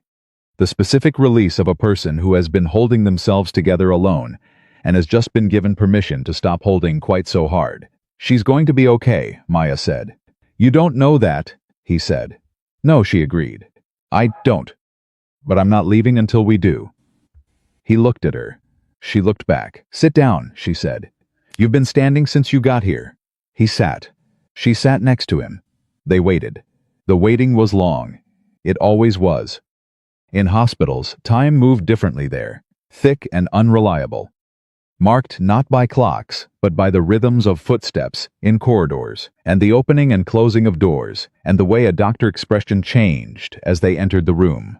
Maya didn't try to fill the silence with optimism. She didn't perform certainty she didn't have. She sat next to Daniel Carter in a hospital waiting room, and she was simply present physically. Completely, in the particular way that cost something and gave everything. At one point, Daniel said, very quietly, "When Sarah died, Lily kept asking me where she went. Not," he stopped, "not theologically, practically, like she'd gone to the grocery store and was running late. Where did she go? Daddy, when is she coming back?" He looked at his hands. "I didn't know how to answer that. I don't know how to if something happens to Lily. I don't." "Daniel," Maya said. He looked at her. "She's 7 years old," Maya said. "She has the strongest personality I've encountered in a person of any age. She is not going to be defeated by an infection." He pressed his lips together. "She made Comet learn sign language," Maya said. "She published a field guide to neighborhood dogs. She invented a sign for 'I told you so' and uses it on you constantly. She is not done." Something shifted in his face. The grief was still there. It was always there. She understood that now. It lived in him, the way a permanent weather system lives in a particular part of the world. Not always visible, but always present in the atmosphere. But something else moved alongside it. Something that was willing to stand up. She made up a sign for, "I told you so," he said. She absolutely did. She used it on me last Tuesday when I admitted the dog field guide was a good idea. He looked at her. "You told her it was a good idea," he said. "I told her it was an excellent idea with commercial potential." He made the sound she'd learned to recognize as his specific register of surprised. Reluctant, genuine laughter, the one that arrived when she'd said something that broke through the thing he was trying to hold. It only lasted a second, but it was real. "Commercial potential," he repeated. "She has brand instincts," Maya said. "Don't underestimate her." He shook his head slowly. He looked at Maya in the particular way he'd been looking at her lately, not the new, charged way of the company dinner and the February sidewalk, but an older way, the first way, the way of a man who recognizes something he hadn't expected to find and is still adjusting to its presence. "I'm glad you're here," he said. "I know," she said. "I mean it." "I know you do," she said. "That's why I'm here." At 8:47 in the evening, A doctor came through the door, with the expression of someone delivering news that is not the worst news, which in a hospital waiting room is the best kind of expression you can hope for. Pneumonia. Bacterial, responding to antibiotics already. She'd need to stay overnight. Possibly 2 nights. She was asking for her dad.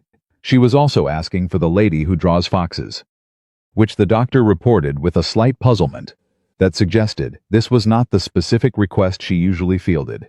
Daniel stood up so fast, his chair scraped back. He looked at Maya. "Go," she said. "I'll wait here." "You don't have to, Daniel." She looked at him steadily. "Go see your daughter." "I'll be right here," he went. Maya sat in the plastic chair in the empty waiting room and folded her hands in her lap and breathed slowly and carefully through the thing that was moving through her chest. It was not a simple feeling. It was not something she could have drawn. Exactly. It was the feeling of knowing exactly where you were supposed to be and being in that place, and understanding that getting here had required everything every hard Tuesday. Every 16-word note, every moment of being made to feel like an inconvenience. Every morning she'd talked herself into going out into the world instead of staying inside her 4 walls. It had all been the route to here, to this plastic chair, this specific hospital. This particular version of herself sitting still and being someone's steady ground. 15 minutes later, Daniel reappeared in the doorway. "She wants to see you," he said. Maya stood. She followed him through the doors and down a corridor and into a room where Lily lay in a hospital bed, looking approximately 40% smaller than usual and 100% as combative. Her dark pigtails loose around her shoulders, an IV in her small arm, a monitor attached to her finger, and the expression of a child who has decided that illness is a bureaucratic inconvenience she intends to resolve as quickly as possible. She saw Maya. She raised her free hand. She signed. Clearly and without hesitation, "You came." Maya crossed the room. She sat in the chair beside the bed. She signed back, "Of course I came." Lily studied her for a moment with the eyes that had her mother's quality, watching while appearing to rest, processing while appearing to simply look. Then she signed. Slower, more careful, the signs she'd been working on for weeks. "Are you going to stay?" Maya looked at Daniel, standing at the foot of the bed with his hand on the metal rail. She looked back at Lily. She signed back clearly, deliberately, the answer the child and the man both needed to hear, in whatever language reached them best. "Yes." Lily nodded. She lay back against her pillow, with the satisfaction of someone who has confirmed an important fact and can now rest on its foundation.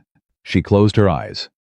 And in the particular quiet of a hospital room, on a Friday night in March, with the sound of monitors and distant corridor footsteps and the city moving its ordinary life outside the window, Daniel Carter sat on the other side of his daughter's bed, and Maya Collins sat on this side, and neither of them said a word, and both of them stayed. Lily came home from the hospital on Sunday afternoon. She walked through her front door under her own power, which she had insisted upon with the specific intensity of someone who had spent 2 nights attached to an IV and had opinions about the indignity of being carried. Daniel held the door. Maya stood in the hallway behind him. Comet, the neighbor's dog who lived at their kitchen, now erupted in the particular full-body welcome that dogs reserve for people they've decided belong to them. Lily crouched down and let Comet put both paws on her shoulders, and she signed to him. "I'm back. I told you I'd be back." Daniel made a sound from the doorway that was not quite a laugh and not quite something else. Maya watched Lily and the dog and the man at the door, and she thought about what it meant to have a place you came back to. Not just a physical place. The kind of place that existed between people. The kind you could feel the edges of without being able to describe its shape. She'd spent the previous 48 hours moving between her apartment and the hospital in a rhythm that had organized itself without discussion. She brought food the second morning, not from anywhere elaborate. Just the diner, 3 blocks from Daniel's neighborhood, that she'd found by walking until she found something that looked like it understood what breakfast should be. She brought enough for 3, including Lily, who was on a soft foods restriction, and 8 scrambled eggs with the resigned efficiency of someone tolerating the terms of a negotiation. The nurses on the pediatric floor had figured out quickly how to communicate with Maya. The first shift had tried talking loudly, which she'd corrected with the patience of someone who has explained this many times and has decided not to resent the need to explain it again. By the second shift, the night nurse, a woman named Deborah, with 20 years in pediatric care and the calm authority of someone who had seen every variety of human fear and learned to meet all of it, had written things down without being asked and made consistent eye contact, and once, at 2 a.m, when Maya was the only one in the hallway, while Daniel slept in the chair beside Lily's bed, had sat down next to her and signed slowly and incorrectly but unmistakably, "She will be fine. Good fighter." Maya had looked at Deborah for a long moment. She'd signed back, "Thank you." Deborah had nodded with the satisfaction of someone who had done the thing correctly and knew it. Now, in Daniel's hallway, Lily stood up from Comet and turned and looked at Maya with the directness that was so essentially Lily that Maya sometimes forgot other 7-year-olds didn't operate this way. "You stayed," Lily said. "I told you I would," Maya said. "People say things," Lily said, with the wisdom of someone who had been paying attention to the gap between what people said and what they did for all 7 years of her life. "You actually did it." Daniel was looking at the ceiling briefly, which was what he did when Lily said something that got into him, and he wasn't prepared to let it show. "I'm always going to do it," Maya said. Lily considered this. She looked at her father. She looked at Maya. She made the specific face of someone arriving at a conclusion they have been approaching for a while. "Good," she said, and she walked down the hallway toward her room with Comet at her heels. Done with the conversation in the way of someone who has received the information they needed and is moving on to what comes next. Daniel looked at Maya. "She doesn't do anything in half measures," he said. "Neither do you," Maya said. "She got it from somewhere." He looked at her with the expression she'd catalogued as the one that came when she said something that caught him without his guard up. He didn't answer it. He just moved toward the kitchen, and she followed, because that was what you did. You followed him toward the kitchen, where the ordinary machinery of a household was waiting to be reassembled after 2 days of disruption. He made coffee. She sat at the kitchen table and watched him do it, with the ease of someone in their own space. The small, precise movements of a person who has made coffee in this kitchen approximately 1,000 times. It was an ordinary thing. She could not have explained why watching it did what it did to her chest. "There's something I need to tell you," he said, without turning from the coffee maker. She looked at his back. "Okay." He turned around. He leaned against the counter and looked at her with the expression she recognized as the one that came before something true, the slight tightening. The half-second pause, the look of a man measuring the distance before deciding to cross it. "Take while Lily was sleeping Saturday night," he said. "I went through something. In the waiting room, when you went to get coffee. I sat there and I thought about Sarah, about the night she died. I was in a waiting room then too. Different hospital, different chair, same color of nothing at all to do with my hands." He stopped, reorganized, and I realized that the difference between that night and this one wasn't that this one had a better outcome. We didn't know yet what the outcome was. The difference was that this time I wasn't alone. Maya held his gaze. "I don't know how to do this," he said. "I want to be honest about that. I have a daughter and a job, and a dog that isn't mine, and a set of grief that I've been managing for 3 years. And I'm not smooth at this. I'm not going to say the right thing at the right time. I'm going to text like someone's grandfather, and I'm going to be late sometimes, and I'm going to have nights in the kitchen that I don't want you to see, but that you probably will see, eventually." "Daniel," Maya said. "I'm not finished," he said. She waited. "I know what you said on the sidewalk. About needing me to be sure. I've been sure for a while. I just needed to. I needed to find the right way to say it without making it into something that scared you off. And I don't know if I've found it. But I think what I'm trying to say is..." He paused. "I would like to be someone who shows up for you, if you'll let me." The kitchen was very quiet. Outside, Lily could be heard in her bedroom giving Comet a detailed debrief of the hospital experience. Her voice carried the cadence of someone with a great deal of ground to cover. Maya looked at Daniel. "You've been showing up," she said. "You've been doing it for months." He looked at her. "I noticed," she said. "I notice everything. I've told you that." "Yeah," he said. "You have so." She put both hands flat on the table, her gesture. The one she used when she was going to say something. She decided completely. Stop asking permission for something that's already happening. He was quiet for a moment. Then he moved from the counter, and he sat down across from her, and he reached across the table, and he put his hand over hers. Both of them flat on the table, his over the top of hers. And he didn't say anything else, and she didn't either. Outside the kitchen window, the March afternoon was doing whatever March afternoons did. And Comet was being updated on hospital protocol, and somewhere in the ordinary machinery of the world, the day was continuing its business. In the kitchen, two people sat with their hands on a table and let something that had been building for months simply be what it was. After a while, Lily appeared in the kitchen doorway in her pajamas, with Comet behind her, and the expression of someone who has walked in on a moment and is assessing it with forensic attention. She looked at their hands on the table. She looked at their faces. She signed something, one sign. Quick, satisfied. Maya caught it and pressed her lips flat. What did she say? Daniel said. Because he'd missed it, she said. I told you so, Maya said. Lily pointed at Maya and then at herself with the energy of someone acknowledging a fellow professional. Then walked to the refrigerator and opened it with complete composure. Daniel looked at the ceiling again. She made up that sign specifically for this situation, Maya said. She's been waiting to use it.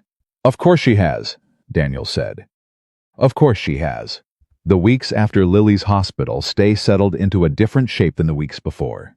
The Tuesday coffee shop mornings continued. But now there were other days too, a Wednesday here, a Saturday there. The way time accumulates around people you're choosing, when you start choosing them on more days than not. Maya came to Daniel's apartment for dinner 3 times in the first 2 weeks after Lily's recovery. The last time staying late enough that Daniel drove her home through the city at 11 o'clock with the radio on, which she couldn't hear, but she could feel the bass frequencies of through the seat. Through the door, through her hand resting against the window, she told him that. About feeling music through vibration, through the physical transmission of sound that was also not sound. The thing that hearing people didn't understand about deafness was that it wasn't silence. It was a different relationship with the physical world. A different way of receiving it. He drove and listened and didn't say anything smart about it, which was the right response. When I draw, she told him, I think I'm doing the same thing, taking something that lives in one register and translating it into another, making the feeling visible because I can't make the sound audible. Is that why your work is different from other illustrators? He asked. She thought about it. Maybe. My editor says I draw like someone who is listening very carefully.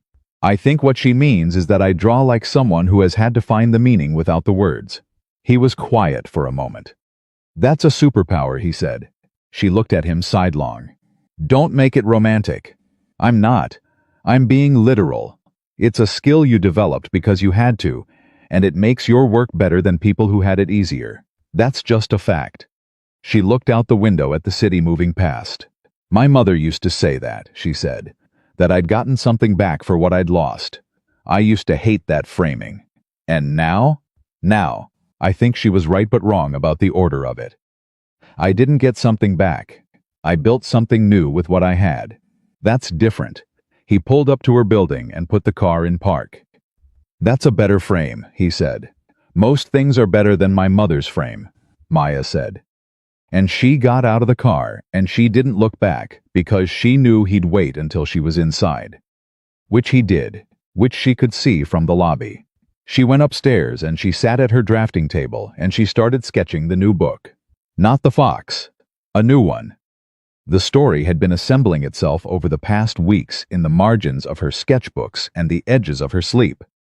The way stories did when they were ready, not all at once, but in pieces that were already fitting themselves together before she'd made the conscious decision to build something.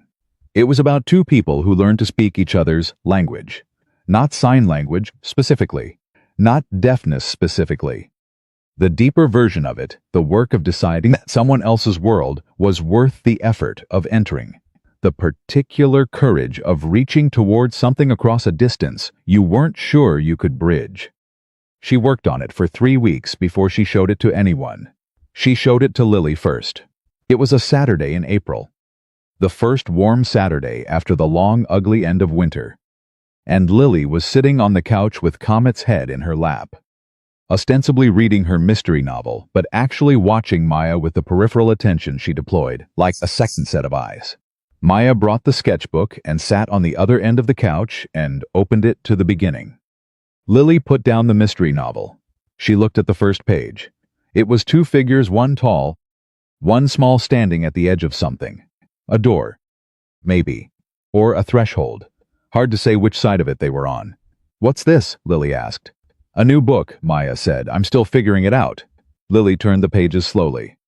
She was quiet in the way she was rarely quiet, the way that meant something was happening inside her that she wasn't ready to put into words. She reached the page Maya had been working on last, a sketch of a coffee shop. 2 people at a window table, a child between them, 3 coffee cups. Lily looked at it for a long time. "Is this us?" she said. Maya looked at the drawing. "It's inspired by something true." Lily considered this with appropriate gravity. "Are we going to be in a book?" "A version of us," Maya said. "A story about what it means to find your people." Lily set the sketchbook down carefully, with the respect of someone handling something that matters. "My mom would have liked you," she said. She said it the way she said most important things directly, without softening, with the conviction of someone reporting a fact rather than offering a comfort. Maya went very still. "Yeah?" she said. "She would have liked that you don't pretend things are simpler than they are." Lily's hand was on Comet's head, absently, the gesture of someone grounding themselves. She hated when people pretended. She said it was the most exhausting form of dishonesty. "She sounds like she was remarkable," Maya said. She was. Lily looked at her. "You're different from her." "But I think that's okay. You're supposed to be different." Maya understood what Lily was doing. 7 years old. And she was making space. Deliberately, consciously. With the grace of someone who had thought about this and decided it was the right thing, and was doing it the right way. "Lily," Maya said. "What?" "You know I'm not trying to be your mom." Lily looked at her for a moment. "I know," she said. "You're Maya." She said it with the simplicity of a complete answer. "That's enough. That's what I need."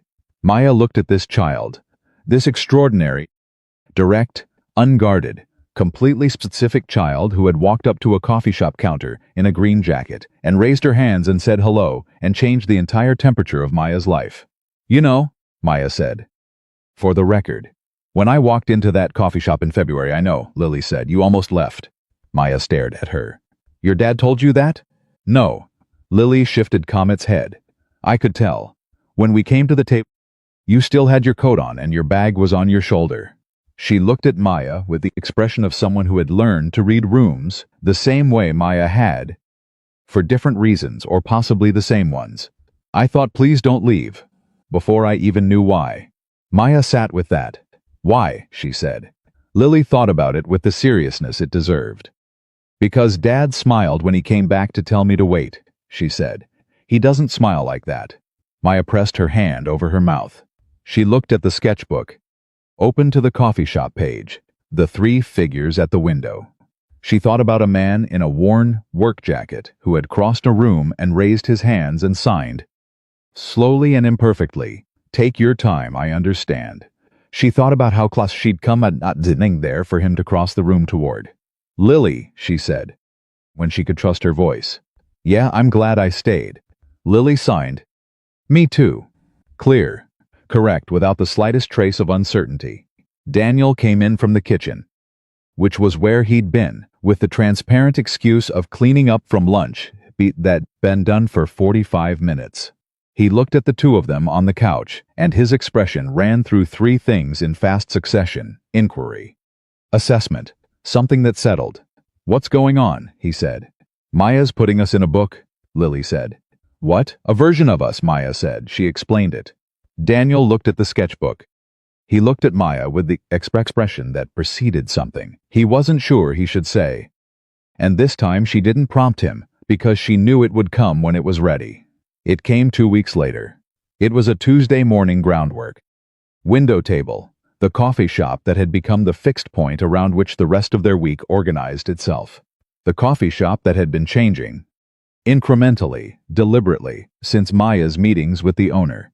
Mr. Kim had been exactly the person she'd hoped to buy when Cass texted her that first night, a practical man with a specific conscience.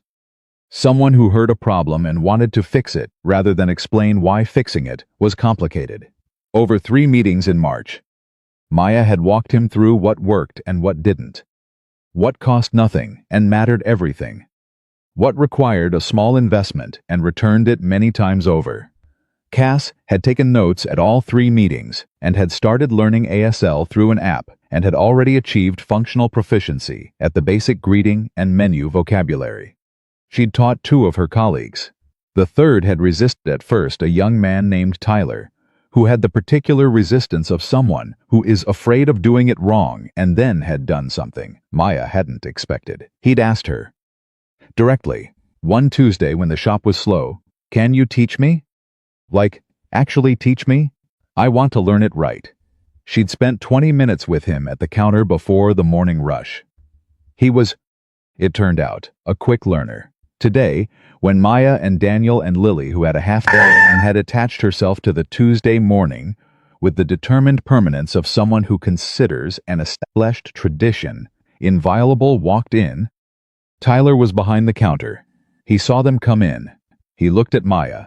He signed, clearly and with genuine pride, "Good morning." The usual? Maya stopped. She looked at this young man who 3 weeks ago had been afraid of doing it wrong and had decided to try anyway. She signed back, "Good morning. Yes, thank you." He grinned. He turned to make the drinks. Lily looked at Maya. "He learned," she said. "He learned," Maya said, "because you showed him how?" "Because he's decided it mattered," Maya said. "I just gave him the words." Daniel had his hand at the small of her back, the light. Habitual gesture that had established itself in the past few weeks as the way he moved through a room with her.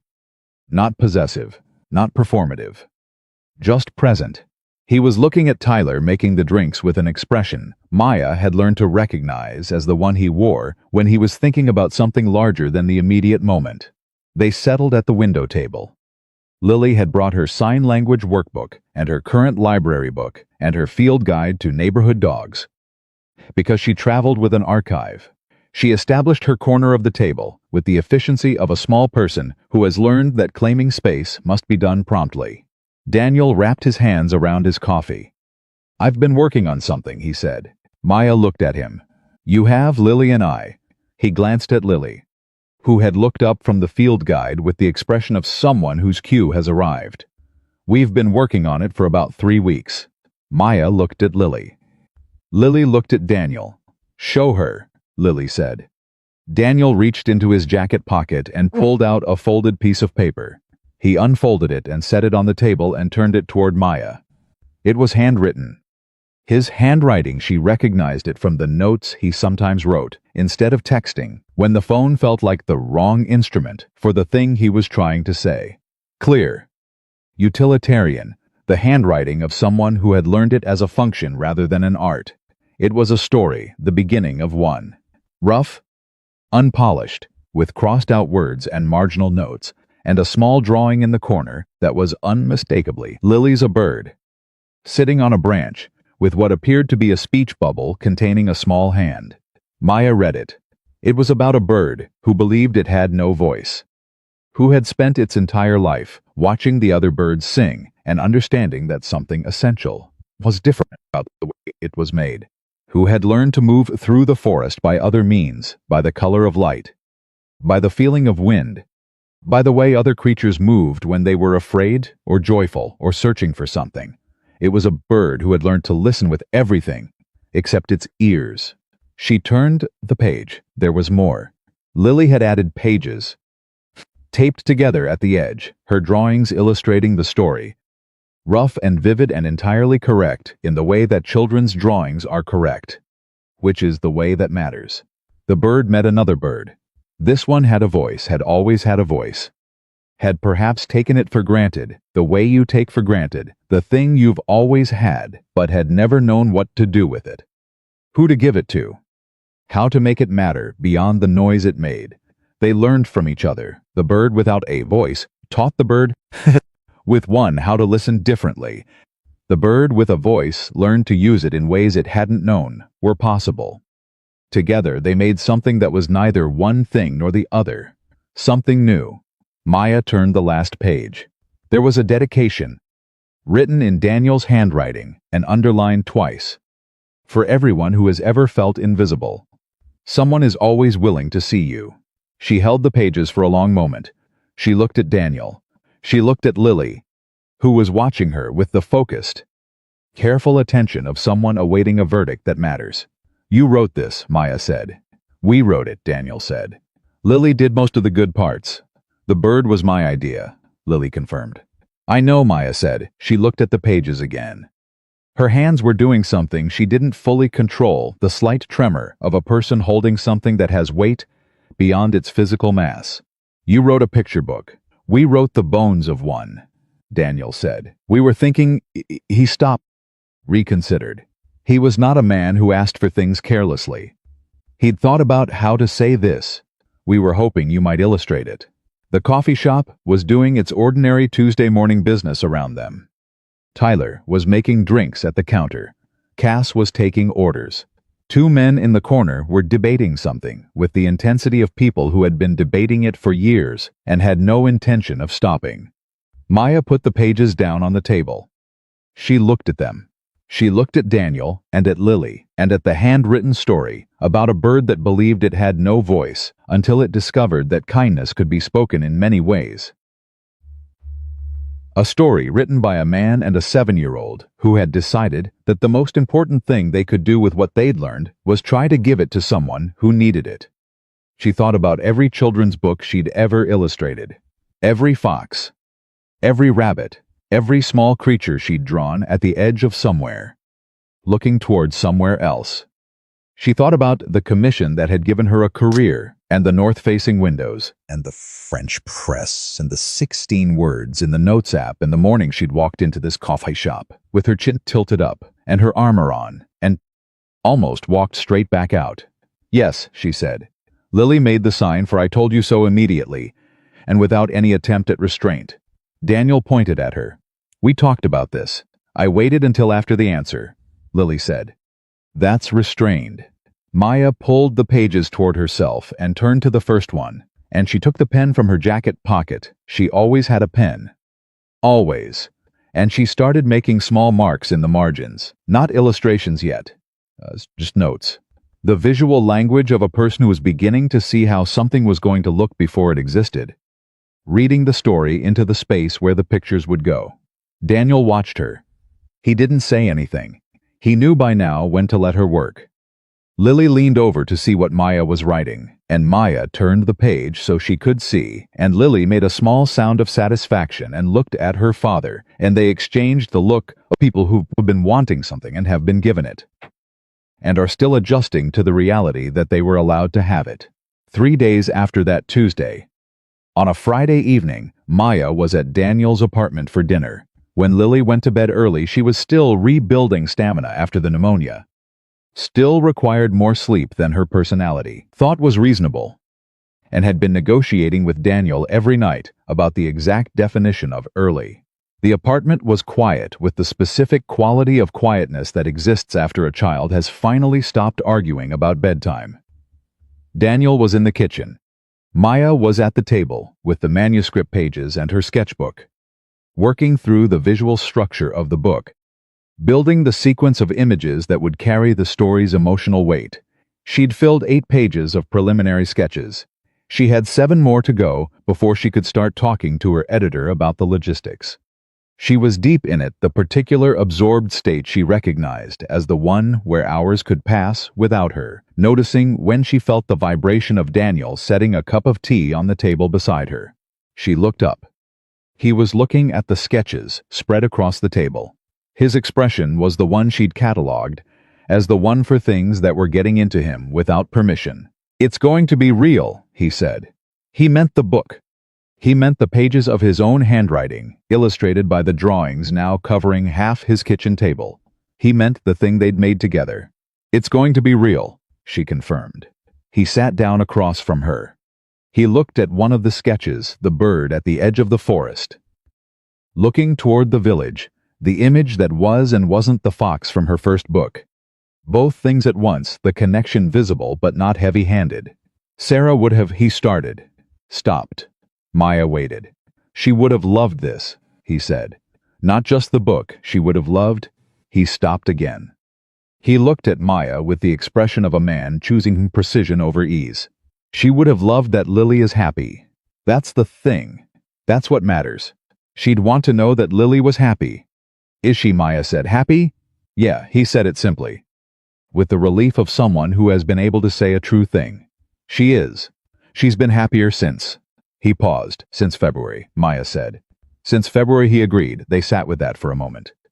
So have I, he said. He didn't look away when he said it. Didn't add anything to soften it. Just offered it. Maya looked at him across the kitchen table, with its spread of manuscript pages and preliminary sketches and the bones of the thing they were building together. And she thought about all the ways she'd learned to brace for the world, and all the ways this man had quietly, consistently, without announcement, made the bracings unnecessary. Me too, she said. He reached across the pages and took her hand. Not the careful, tentative gesture of someone asking. The settled gesture of someone who had asked already and been answered already, and was now simply doing the thing. She let him. His hand was warm and rough at the knuckles, and certain in the way that things were certain when they had been decided. She turned back to the sketchbook. She picked up her pen. She drew the bird at the edge of the village. And this time it was walking forward, and beside it was a shadow that wasn't its own shadow. And she drew that second shadow walking the same direction. And she knew without having to think about it what the final image of the book was going to be and why it was going to work. Two birds, walking the same direction, neither of them alone. She was halfway through the sketch when her phone lit up on the table. She glanced at it, automatically, the reflex she'd never been able to break. The deaf person's version of looking up when you hear your name. It was a text from a number she'd stored as Mr. Kim groundwork. She picked it up. Ms. Collins, I wanted to let you know we had our first fully deaf customer today. She ordered on her own. Tyler helped. She looked at him when she left, and she signed thank you. And he signed back you're welcome. He practiced for 2 hours this morning. I watched from the back. I thought you should know. Maya stared at the screen. She read it again. She set the phone down. She picked it up and read it a third time. She turned it toward Daniel. Without a word, he read it. He set the phone down. He looked at Maya. She looked at him. Neither of them said anything. Because there was nothing to say that the moment hadn't already said, more precisely, in the language of a Tuesday morning that had become a Tuesday life. In the particular grammar of two people who had learned that the most important things were almost always smaller than they appeared. A hand raised in a coffee shop. A sign imperfectly made. A child who had looked at a stranger and said hello and meant every letter of it. Maya turned back to the sketchbook. She drew the second bird's shadow darker, more present, more decided. She was still drawing when, much later, Daniel fell asleep in the chair across from her, with his empty coffee cup in his hand and the manuscript pages spread on that table between them. And the city moved its ordinary life, outside the window. And somewhere in Lily's room Comet was probably on the bed, despite Daniel's standing policy about Comet and the bed. And the night went on the way nights go on, when something in the architecture of a person's life has finally, quietly, irreversibly settled into place. She drew until the sketch was done. Then she sat back and looked at it, two birds, walking the same direction, the village lights ahead of them, not close yet, but visible, and they were moving toward them, both of them, with the particular posture of creatures who have decided that where they are going matters more than how long it takes to get there. She photographed the sketch. She looked at it on her phone screen for a moment. She sent it to her editor with a single line. This is the ending. I know what the book is now. Then she set the phone face up on the table so she could see it if it lit up. Which was what she always did. Which was the reflex she'd always have. Which was fine, which was just how she moved through the world, and always would be. She looked at Daniel asleep in the chair. She looked at the manuscript pages with his handwriting, and Lily's drawings. She looked at the city through the window. She felt the particular warmth of a place you haven't lived in long enough to call it yours, but have lived in long enough to know that you will. She picked up her pen. She started on the next sketch. The book took 4 months to finish. Not because the work was slow, because it was the kind of work that needed to be done right.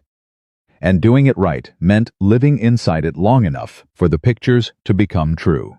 Maya illustrated it the way she illustrated everything that mattered in the early morning hours before the city fully woke up, in the particular quality of light through her north-facing windows, with her French press and her pen, and the absolute focused silence, that actually silent, because silence for Maya was not empty but full of the vibration of traffic and footsteps and the low constant frequency of a city doing its work through the soles of her feet and the palms of her hands. She worked on it at her table. She worked on it at Daniel's kitchen table, while Lily did homework across from her, and Comet positioned himself strategically between them, hoping someone would drop food. She worked on it on Tuesday mornings at Groundwork, which felt right, felt necessary, actually, because the book had begun in that coffee shop, and some part of it needed to be finished there too. The manuscript had evolved through 3 revisions. Daniel's original pages, the rough handwritten bones of the thing, had been refined through conversations that happened over dinner and text messages, and one long Saturday afternoon, when Lily decided she had notes and delivered them with the professional gravity of an editorial consultant who happened to be 8 years old by that point. Because, somewhere in the middle of making the book, Lily had turned 8, and the birthday party had involved exactly 6 friends and 1 book-themed cake and a sign language lesson for everyone present.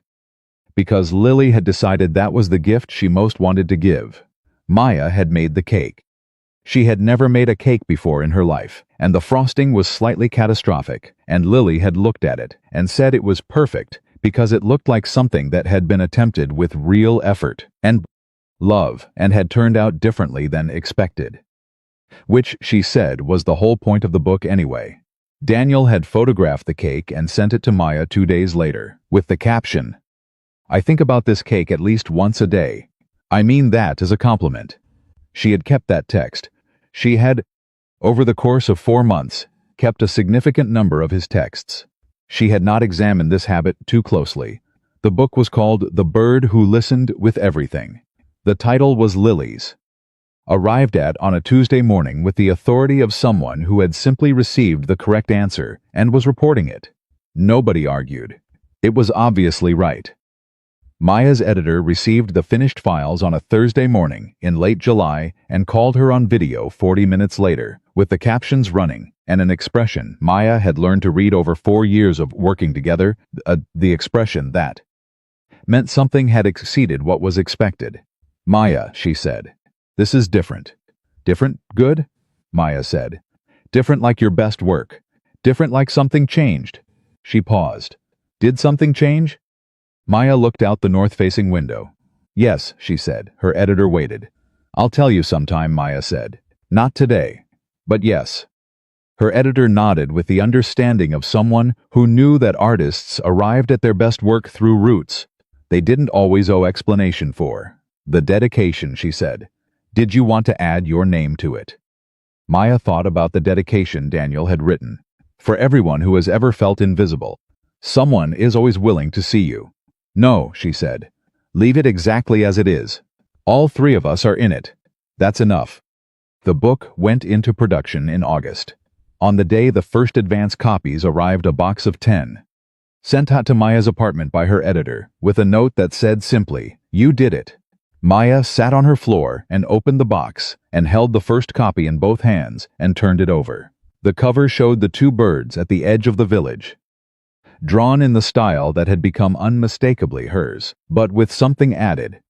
Something, she hadn't been able to do before, a quality of warmth in the color, a specific tenderness in the line, the sense of two creatures who had come to the same threshold from different directions and had found each other there. She photographed it. She sent it to Daniel before she sent it to anyone else. His response came in 45 seconds, which meant he'd been watching his phone. Not that she'd thought about that. Not that she'd counted. "I'm looking at it, and I can't say anything useful. I'm going to call you in 5 minutes. He called in 3. She answered the video call, and he was standing in his driveway, in his work jacket, and he looked at her through the screen with the expression of a man who had written a story paper with crossed-out words and margins, notes, and had not fully understood until this moment that it would become real, would become an object a person could hold, would become a thing that could reach strangers. "It's real," he said. "It's real." She confirmed. "Show it to me again." The cover. She held it up to the camera. He was quiet for a moment. "My handwriting is in there," he said. "My actual handwriting. In the acknowledgments." "Yes," she said. "And Lily's drawings. On pages 7, 12, and 19, she said. "Your editor insisted on crediting them separately. She said they were too good to be labeled miscellaneous." "She's 8, he said. "She knows," Maya said. "Don't tell her. She already knows," he finished. "Yeah." They looked at each other through the phone screen for a moment, with the comfortable ease of people who have been finishing each other's sentences for long enough that neither of them notices anymore. "I need to go get Lily from school," he said. "Can I?" He stopped. "Come over," Maya said. "Bring Lily. I'll have the copies laid out. We'll be there at 4. 4 is fine." Maya. "What?" He looked at her through the screen, with the expression she'd catalogued as the deepest one, not the smile. Not the gratitude, not the relief, but the foundational one underneath all of them. The one that said, "I know what this is, I know what you are. I'm not going anywhere." 4, he said again. 4, she said. They were there at 3:58. Lily walked through Maya's door and saw the advance copies laid out on the drafting table and stopped so completely that Daniel walked into her from behind. She stood there for 5 full seconds. Then she walked to the table and she picked up the first copy, and she held it, and she turned it over, and she opened it to page 7, where her bird drawing refined through Maya's illustration, but unmistakably hers in its essential quality. The aliveness of it, the specific way Lily drew wings as if they were already moving, appeared alongside the text. "That's mine," Lily said. "That's yours," Maya confirmed. Lily looked at it for another moment.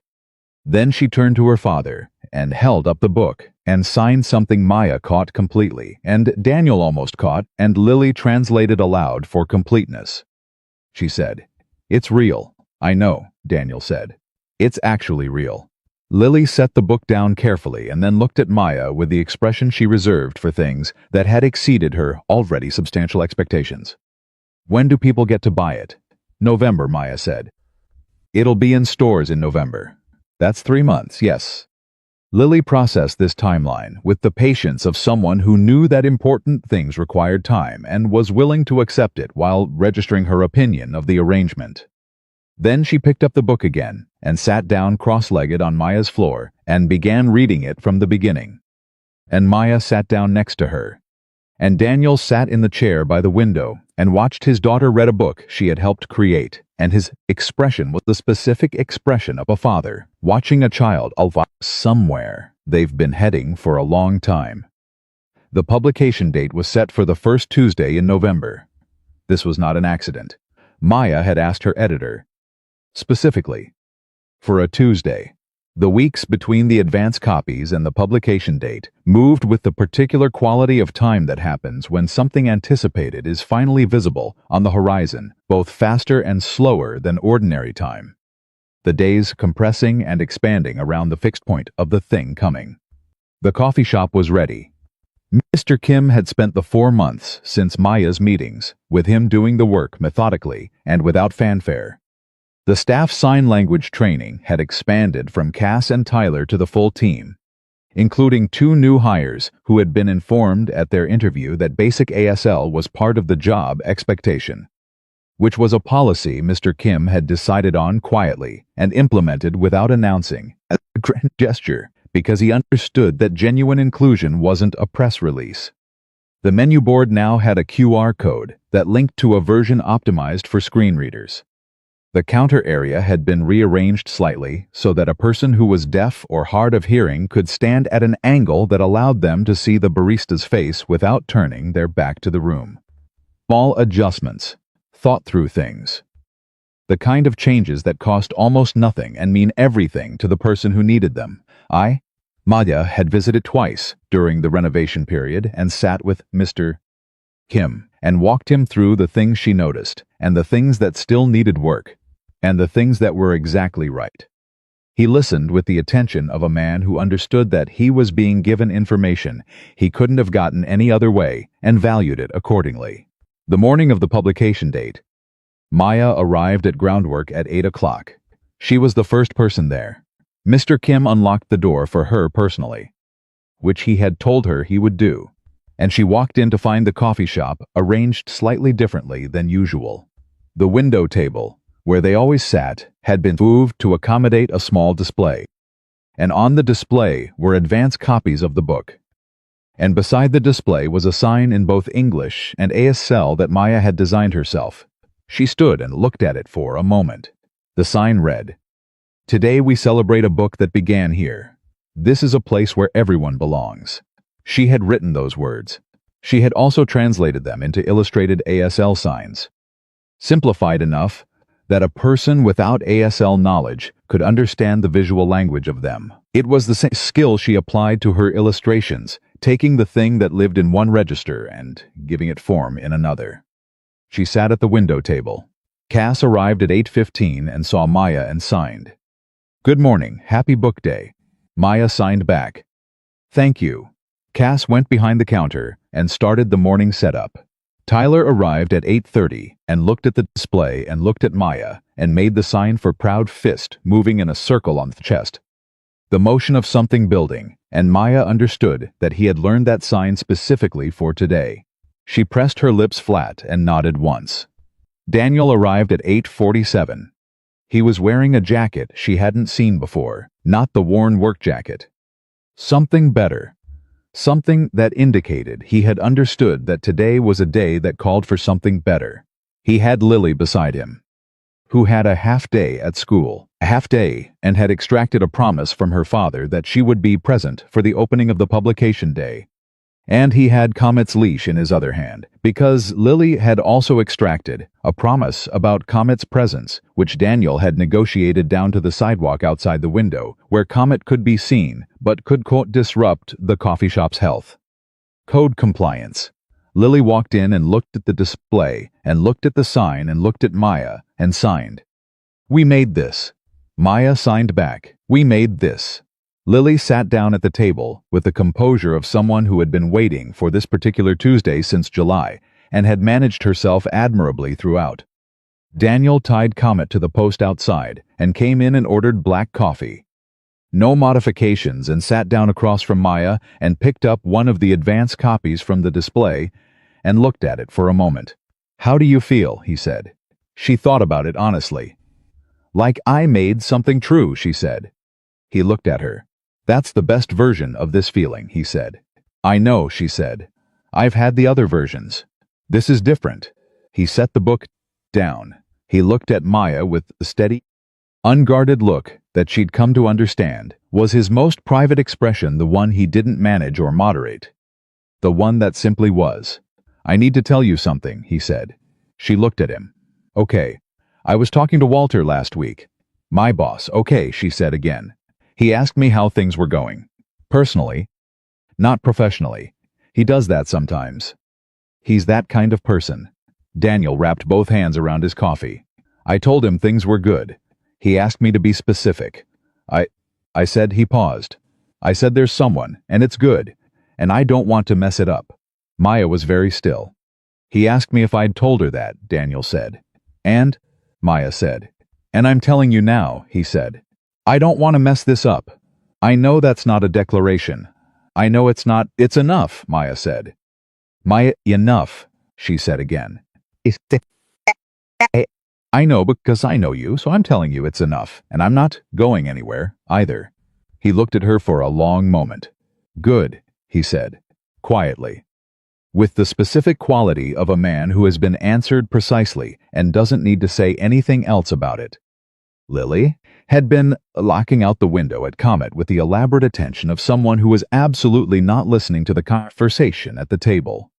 She turned back now with the timing of a person who has an internal clock calibrated to conversational pauses and said, without preamble, "Can I have a hot chocolate?" "You can have a hot chocolate," Daniel said. "Can I sign for it myself?" Daniel looked at Maya. Maya looked at Lily. "Go ahead," Maya said. Lily stood up. She walked to the counter. Tyler was there. She looked at him with the directness of someone who had been practicing this moment and was ready for it. And she signed, clearly and correctly, "1 hot chocolate." "Please," Tyler signed back. "Coming right up." Lily nodded with the satisfaction of a completed transaction and returned to the table. She sat down. She looked at both of them. "I signed the whole thing," she said. "I saw," Daniel said. "Maya saw too," Lily said. "She's always watching." "Always," Maya confirmed. Lily picked up the book from the table and opened it to page 7 and looked at her drawing incorporated into Maya's illustration, the bird she'd drawn on a napkin in this same coffee shop 11 months ago. Developed now into something that would be read strangers in cities she'd never visited. Held by children whose names she'd never know. "What happens when people read it?" Lily asked. She was looking at the page but asking the room. Like people who need it. People who feel invisible. What happens? Maya thought about this. "They feel less alone," she said. "For a little while. And sometimes a little while is enough to change what happens next." Lily considered this with appropriate gravity. "Like you," she said. "In this coffee shop. In February." "Like me," Maya said. "In this coffee shop. In February." Lily nodded slowly. She turned the page. What happened next was something none of them had planned for, which was in retrospect the only way it could have happened. At 9:15, a woman came into groundwork. She was maybe 35, carrying a laptop bag, moving with the efficiency of someone on a schedule. She got in line. She reached the counter. She reached for her phone. Cass was behind the counter. She saw the woman reach for the phone. Saw the particular way she reached for it. The Notes app gesture, the motion of a person who has done this many times before and has a system, and before the woman had fully raised the phone. Cass looked at her directly and signed, "Good morning. What can I get you?" The woman stopped. She stared at Cass. Her mouth opened slightly and then closed. She looked at her phone, and then at Cass, and then at her phone again. Then, slowly she signed back. Her signing was fluent, far more fluent than Cass's. The signing of someone who had been doing it since childhood, and Maya, watching from the window table across the room, caught most of it. "You know sign language?" Cass signed back, less fluent but confident. "A little. I'm learning. What would you like?" the woman ordered. Cass got it right on the first exchange. "Tois, I dare you." The woman pressed her card to the reader, and then she did something that Maya saw from across the room, and that made her put down her coffee cup and made Daniel look up from the book he'd been reading and made Lily turn from the window. The woman stood at the counter for a moment after the transaction was complete. She wasn't moving toward the waiting area. She was just standing there. And her face was doing something that with the precision of someone who had felt it herself, the specific expression of a person who has spent years bracing for an encounter and has encountered something other than what they were bracing for. And the relief of it is almost too much to integrate in real time. Then the woman looked at Cass and signed. Slowly and clearly, "Thank you. I haven't ordered coffee this easily in 10 years. Cass didn't catch all of it. She caught enough. She signed back imperfect, but unmistakable. "You're welcome here. Always." The woman turned toward the waiting area. She saw Maya. There was a half-second of the specific recognition that passes between deaf people who encounter each other in spaces not built for them, a kind of acknowledgement. A nod that means more than it looks like from the outside. Maya signed to her across the room. "First time here?" The woman signed back. First time without dread. Maya pressed her hand to her mouth. She looked at Daniel. He had seen enough of the exchange, had watched Cass and the woman and the signing, and the woman's expression to understand the shape of what had happened even without catching the specific words. "What did she say?" he said quietly. Maya took her hand from her mouth. "She said it was the first time she ordered coffee without dread," Maya said. The words landed on the table between them with the weight of what they meant. Daniel looked at the counter. He looked at the display of the book. He looked at Maya. "That's what you did," he said. "No," Maya said. "That's what happened when you crossed a room in February and raised your hands." He shook his head. "That's what happened when you stayed." They looked at each other across the table. Lily, who had been watching the whole exchange with the attention of a person filing everything away for future use, put her chin in her hands and said, "That's going in the next book." Daniel turned to her. "What?" "The next book," Lily said. "That lady, that moment. That's what the next one is about." Maya looked at Lily. "There's going to be a next one?" Daniel said. "Obviously," Lily said, with the patience of someone explaining something self-evident. She looked at Maya. "Right?" Maya looked at this 8-year-old who had invented a sign, "For I told you so," and published a field guide to neighborhood dogs and delivered editorial notes with professional gravity and taught her father I enter another person's world because it was the right thing to do. "Right," Maya said. Lily nodded. She picked up a pen from the cup Maya kept in her bag at all times and opened to a blank page at the back of her workbook. She wrote, in the large, careful printing she was working to make smaller, "Next book ideas." Then she looked at Maya expectantly. Maya looked at Daniel. Daniel looked at Maya. He had the expression of a man watching something he loves being exactly what it is without any interference from him. Which was, she had decided, one of the most generous things one person could offer another. She reached into her bag and pulled out her own pen and her own sketchbook. She opened it to a fresh page. She wrote at the top, "The next book." Lily approved of this with a single nod. The morning continued. The coffee shop filled and cleared and filled again with the ordinary rhythm of a Tuesday. The book display stayed where it was. 2 customers picked up advance copies and read the back cover. And one of them, a man in his 60s, with reading glasses pushed up on his head, bought one for his granddaughter. And Cass wrapped it in a piece of brown paper from behind the counter and tied it with a piece of twine, without being asked, because she understood by now what things like that meant. At 10:30, Maya's phone lit up on the table. Her editor. She answered it. "We have a bookstore asking if you'd do a smicing event." That, her editor said.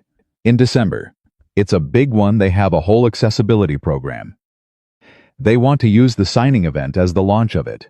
They're talking about having an ASL interpreter at the event, making it a fully bilingual signing." Maya looked at Daniel.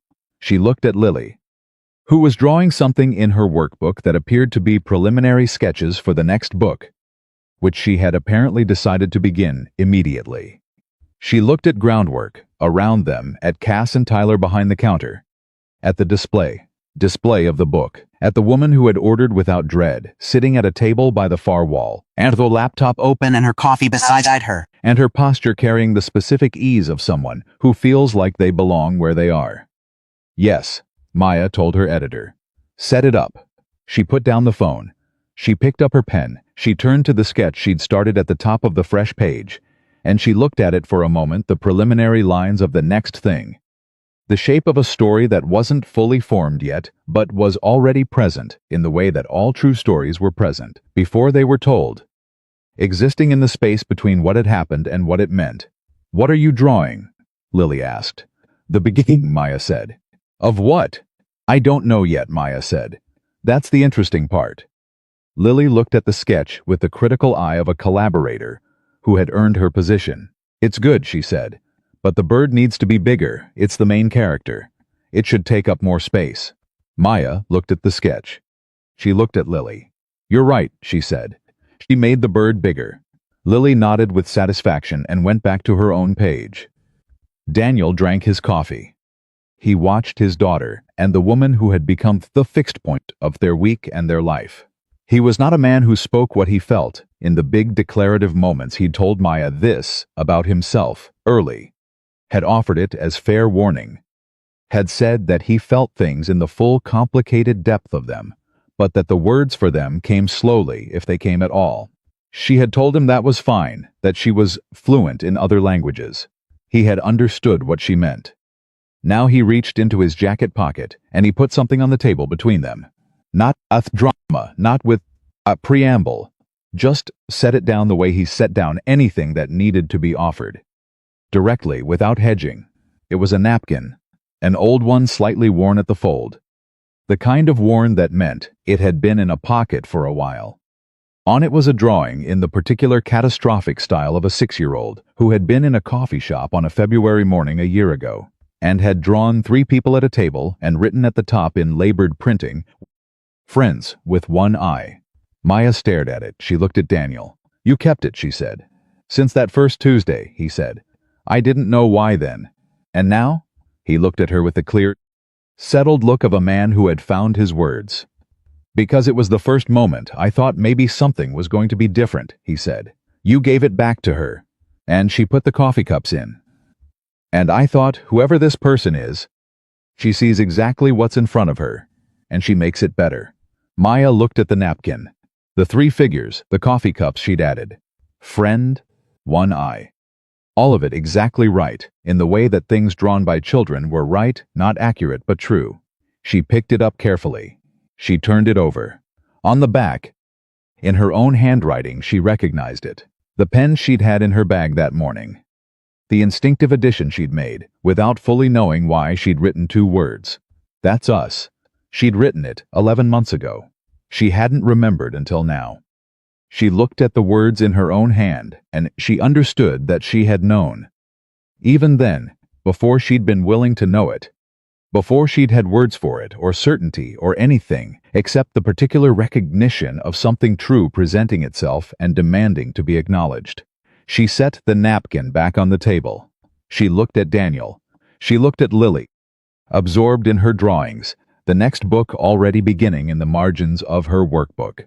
She looked at the coffee shop around them, at the book on the display, at Cass signing with a customer, at the woman across the room who had ordered without dread, sitting with her coffee and her open laptop and all the ordinary ease of someone in a place that had decided she mattered.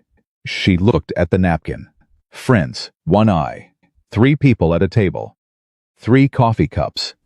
She picked up her pen. She turned to a new page in her sketchbook, and she started drawing.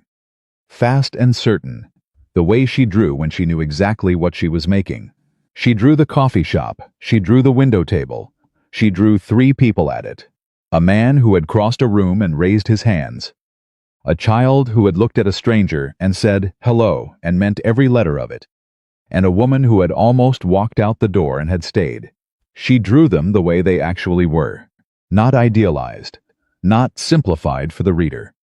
The man with his rough knuckles and his worn jacket and his face that had organized itself around something difficult and kept going.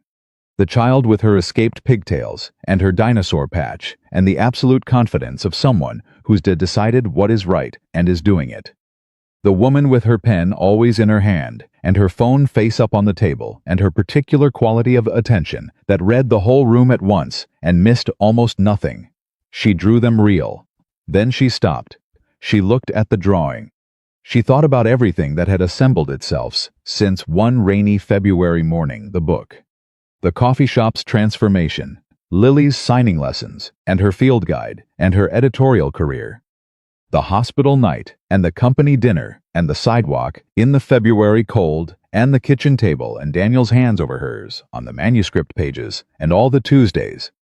All the ordinary, extraordinary Tuesdays that had built the life she was now living. She thought about the woman across the room who had ordered without dread. She thought about the boy in Lily's class who had looked at her and signed, "I see you," with the total commitment of someone who understood exactly what the words meant and had chosen the precisely right moment to use them. She thought about Mr. Kim's text. She looked at him when she left, and she signed "Thank you," and he signed back "You're welcome. I thought you should know." She thought about 16 words in a notes app, and the morning she had almost not stayed, and the man who had crossed a room and entered her world instead of waiting for her to enter his. She thought about all of it, and she understood, with the clarity that only came in retrospect, that none of it had been inevitable. Any of it could have gone differently. She could have left. He could have stayed in his seat. Lily could have waited instead of walking directly toward a stranger and raising her hands. Every piece of it had been a choice. Small choices. Most of them. The kind that didn't look like much in isolation. The choice to try. The choice to stay. The choice to learn someone else's language because it was the right thing to do. The choice to cross a room. The choice to raise your hands. The choice to say hello and mean it. The kind of choices that changed everything without looking like they would.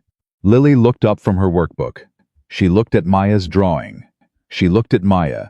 She signed slowly, with the deliberate care of someone saying something they want to be sure is understood exactly. "You're not leaving." It wasn't a question. Maya signed back. "No." Lily nodded. She signed one more thing, the sign Maya had taught her in the classroom. The one she'd saved for the right moment. The one the boy in the third row had used at the precise moment it needed to be said. "I see you." Maya looked at this child. She looked at Daniel, who had caught the sign and was looking at his daughter with the expression he wore when Lily showed him something he hadn't known she had, which was often. Which would probably always be often. Which was one of the best things about her. She looked at the napkin on the table. She looked at the book on the display. She looked at the coffee shop that had learned a new language because one morning a person had walked in and shown it that the language was worth learning. She looked at everything she had built and been given and stumbled into and chosen. All of it together, all of it real.